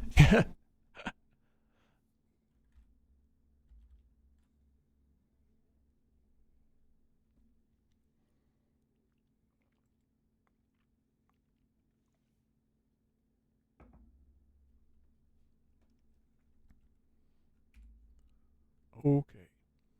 Alrighty. What? Wait a second. What is going on with... Who's this? Zoomed out. I can't see. Small Callie.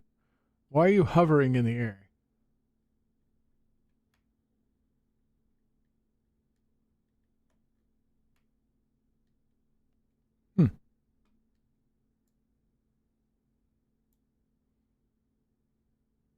I guess because I told it to be there.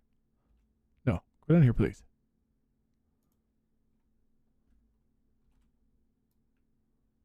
There we go.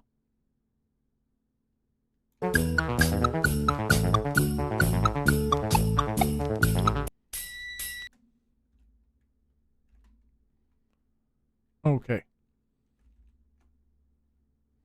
Wish I could stick around, but I gotta go buy more medicines. Good luck with the animation button. Thank you, Vera. Feel better. I hope it helped. I hope that the medicines help, and that you get recuperation, restoration. Great having you by.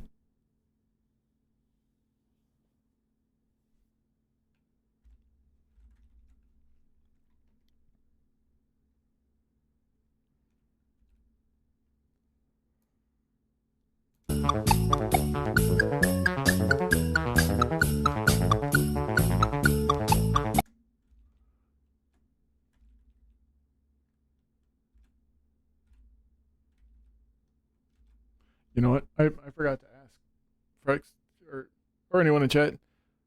Do you hear the popcorn song? Like, did I wire up the audio correctly? Because I did some major rewiring of the way of the with the software, but I did some major rerouting of the. Oh, thank goodness! Thank you, Amriv. Thank you, Watch It. I appreciate it. I used much more explicit setting configuring which audio goes where in the jack system on my Linux box here, because that way I could tell OBS specifically only go to an OBS, or I could tell Blender only go to this specific Blender input on OBS. Well, it winds up being... Wait, I've got something already here I can kind of show real quick. Where's Carla? Carla! Boop. Carla! All right. So since I'm getting more familiar with Jack, I could tell Blender output to Jack, and then Blender shows up as a source in any Jack-aware patch bay, like Carla here, that comes with Ubuntu Studio. But you can also get Carla and just install it yourself if you've got an operating system that has an audio system that supports this kind of patch bay.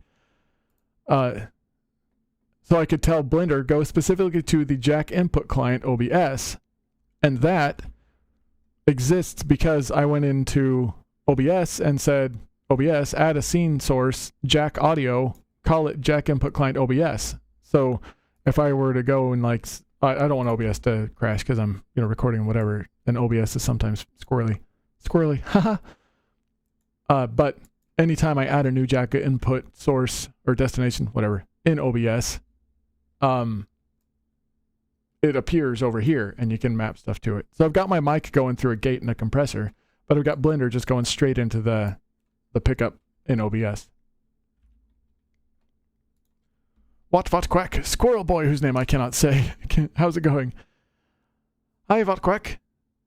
It's going pretty good. I was actually doing Blender and then I got distracted. I distracted myself. We're doing Wigglies. So, let's see, where were we? Man, what's it save? All right.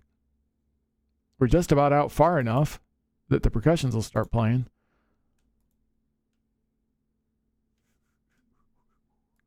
Right, which I just finished up doing the whole sequence for that one. So now I'm doing meat. All right, meat. Some of them I don't know. I feel good that now I'm getting to where it's like, oh yeah, let's see if I can do it. Bird, Callie,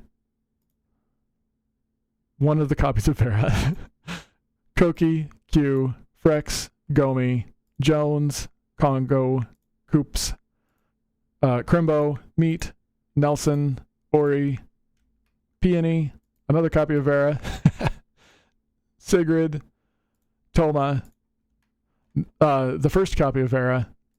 Who's the real Vera? The real Vera. The real Vera is a normal everyday human, and she's in chat. So none of these. These are just Vera's Wigglies.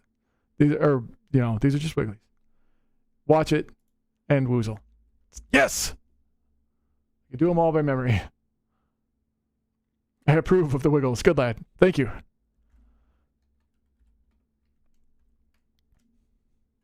Which one was I working on now? Oh my goodness.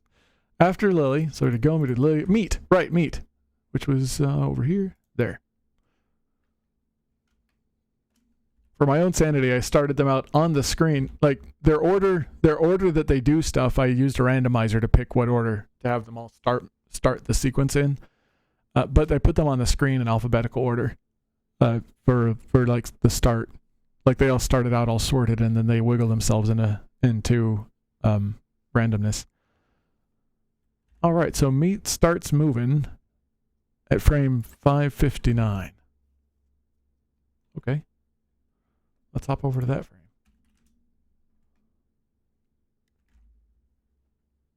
Start moving.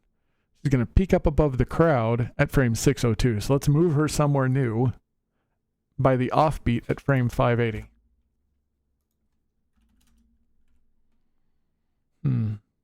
There's not a lot going on in front of Callie at 580, but let's see. If I move over,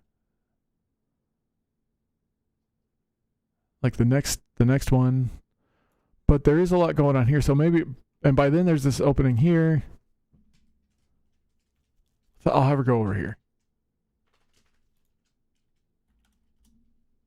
I said 580, right? Yep, 580. Okay. She's going to start moving over here. Put it right there. It's okay. They can clump up now and then. That's all right. It's okay to clump. You don't got to keep them separated. Dun, dun, dun, dun, dun, dun, dun. Gotta record location. Because at 602, just hop up there. 602. Oh yeah, there we go. Because by 602, yeah. Let's go over here. That was 580.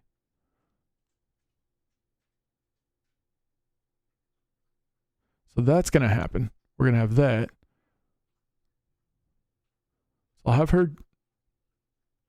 This first move is a little tiny hop. Like they're just starting to get warmed up on the frying pan. It's not a frying pan. You don't cook Wigglies.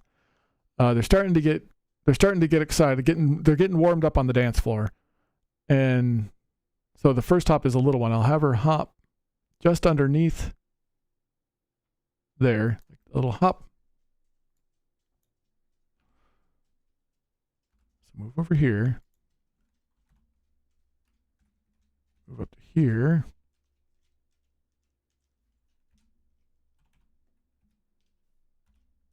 Go like that.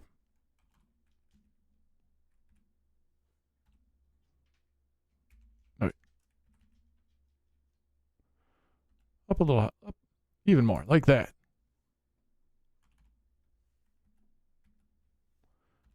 And then down there.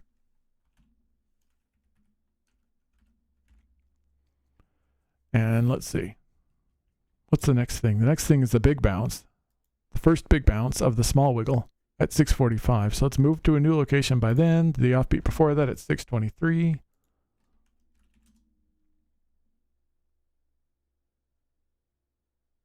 Oh, they go back.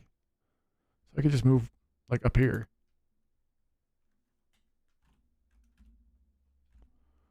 And then at 645, it's going to be the big bounce. So record that they were right here at 6:44. 6:45. I'll have go. Whoa!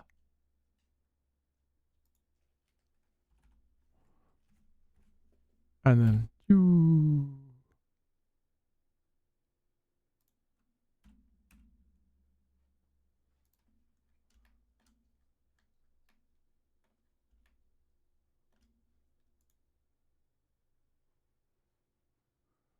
I didn't realize how far out there I had cigarettes. I want to look at why that is in a minute.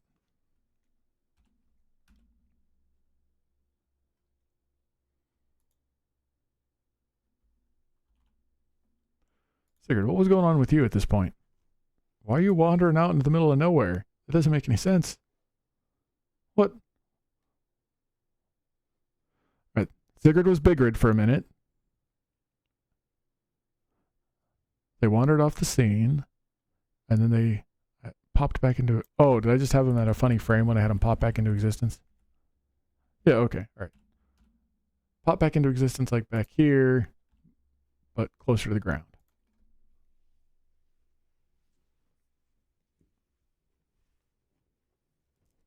All right. Have Ivan deliver me my gold medal. Oh, wait. Oh, I gotta catch up here. I know only 3 of those. I'm an all-star. Have Ivan deliver me my gold medal. I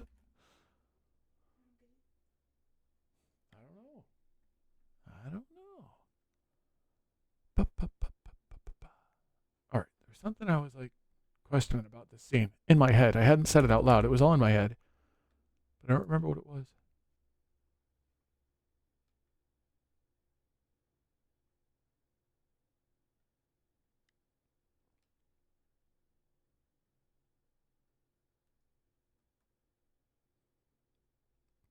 Liking the way that looks. All right, so back to meat. Meat. We're focusing on what meat's doing here. Meat. Meat.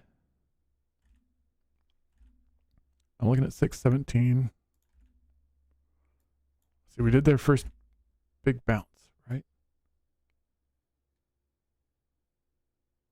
Yeah, they bounced kind of forward quite a ways. All right, so now the second big bounce happens at 6:88. Okay.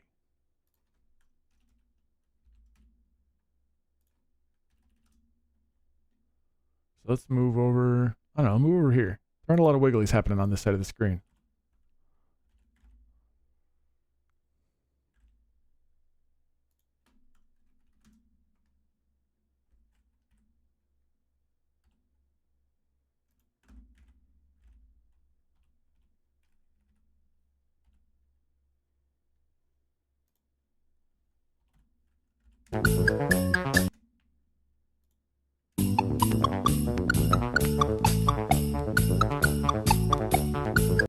Wait a second. I forgot to record a frame somewhere. Meat just kind of floats up into the air.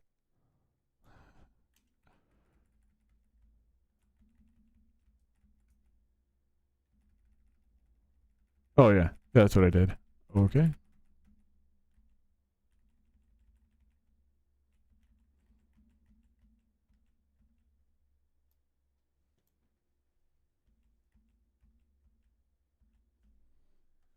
Here. You're on the ground at this point. Thank you.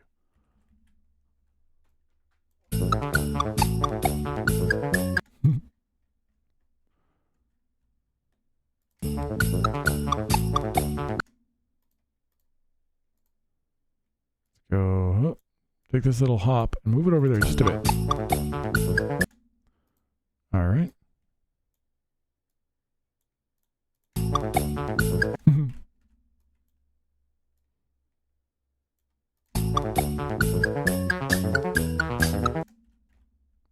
Okay.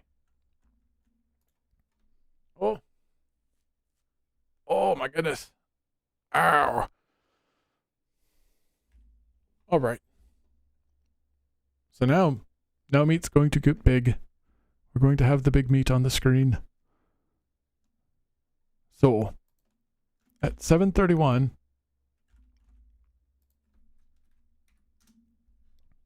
meat will enlarge. Oh, but by that point, someone else will have wandered off the scene. Who's the next one to wander off the scene?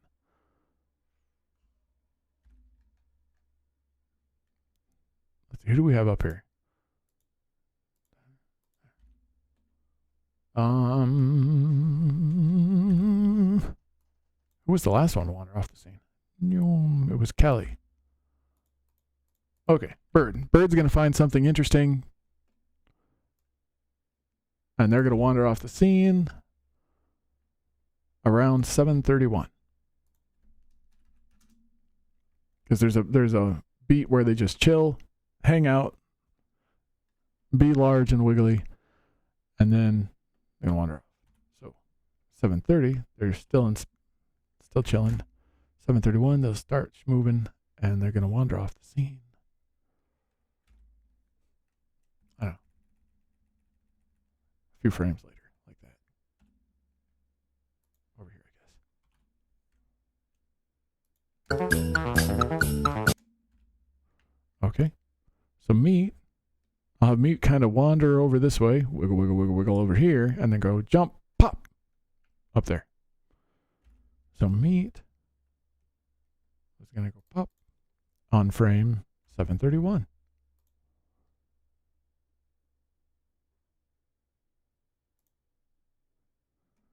Okay, which means that, let's see, let's have her move most of the way over there by the offbeat before 7:31, which is 7:09. Not 7:29. There we go. So I'll have her kind of run. So like run over, I don't know, over here.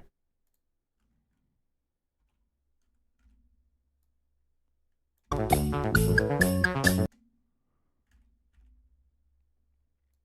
right, 7:31. She's gonna pop into large meat. So let's have her jump up in the air. So record that she was still on the ground at 7:29. At 7:30, she's up in the air. Oh, she has leapt.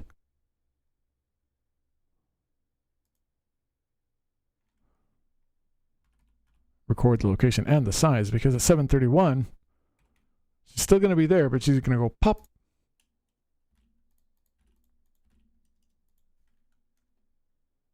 All right, well, she's going to move her over a little bit, so her little wiggly tail is still on the screen.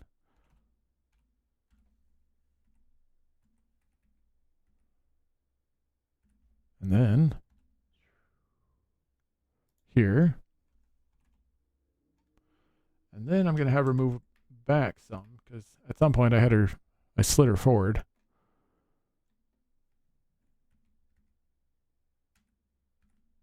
So move up a little bit like she's bounced off the ground. Slide back here.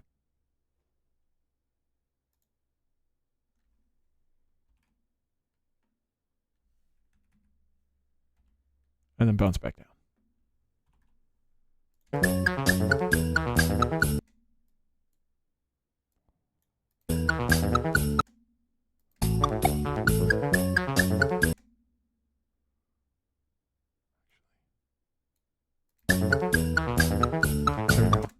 Okay. And then about this point, we'll have large bird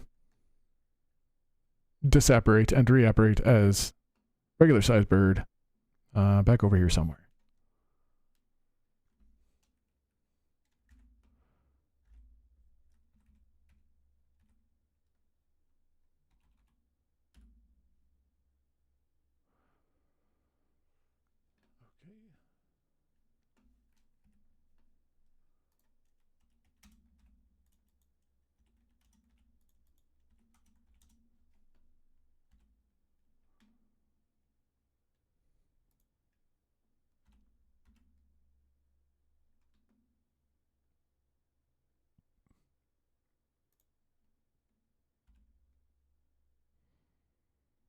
There's a lot of Wigglies crowded into that spot there. Let's put over here.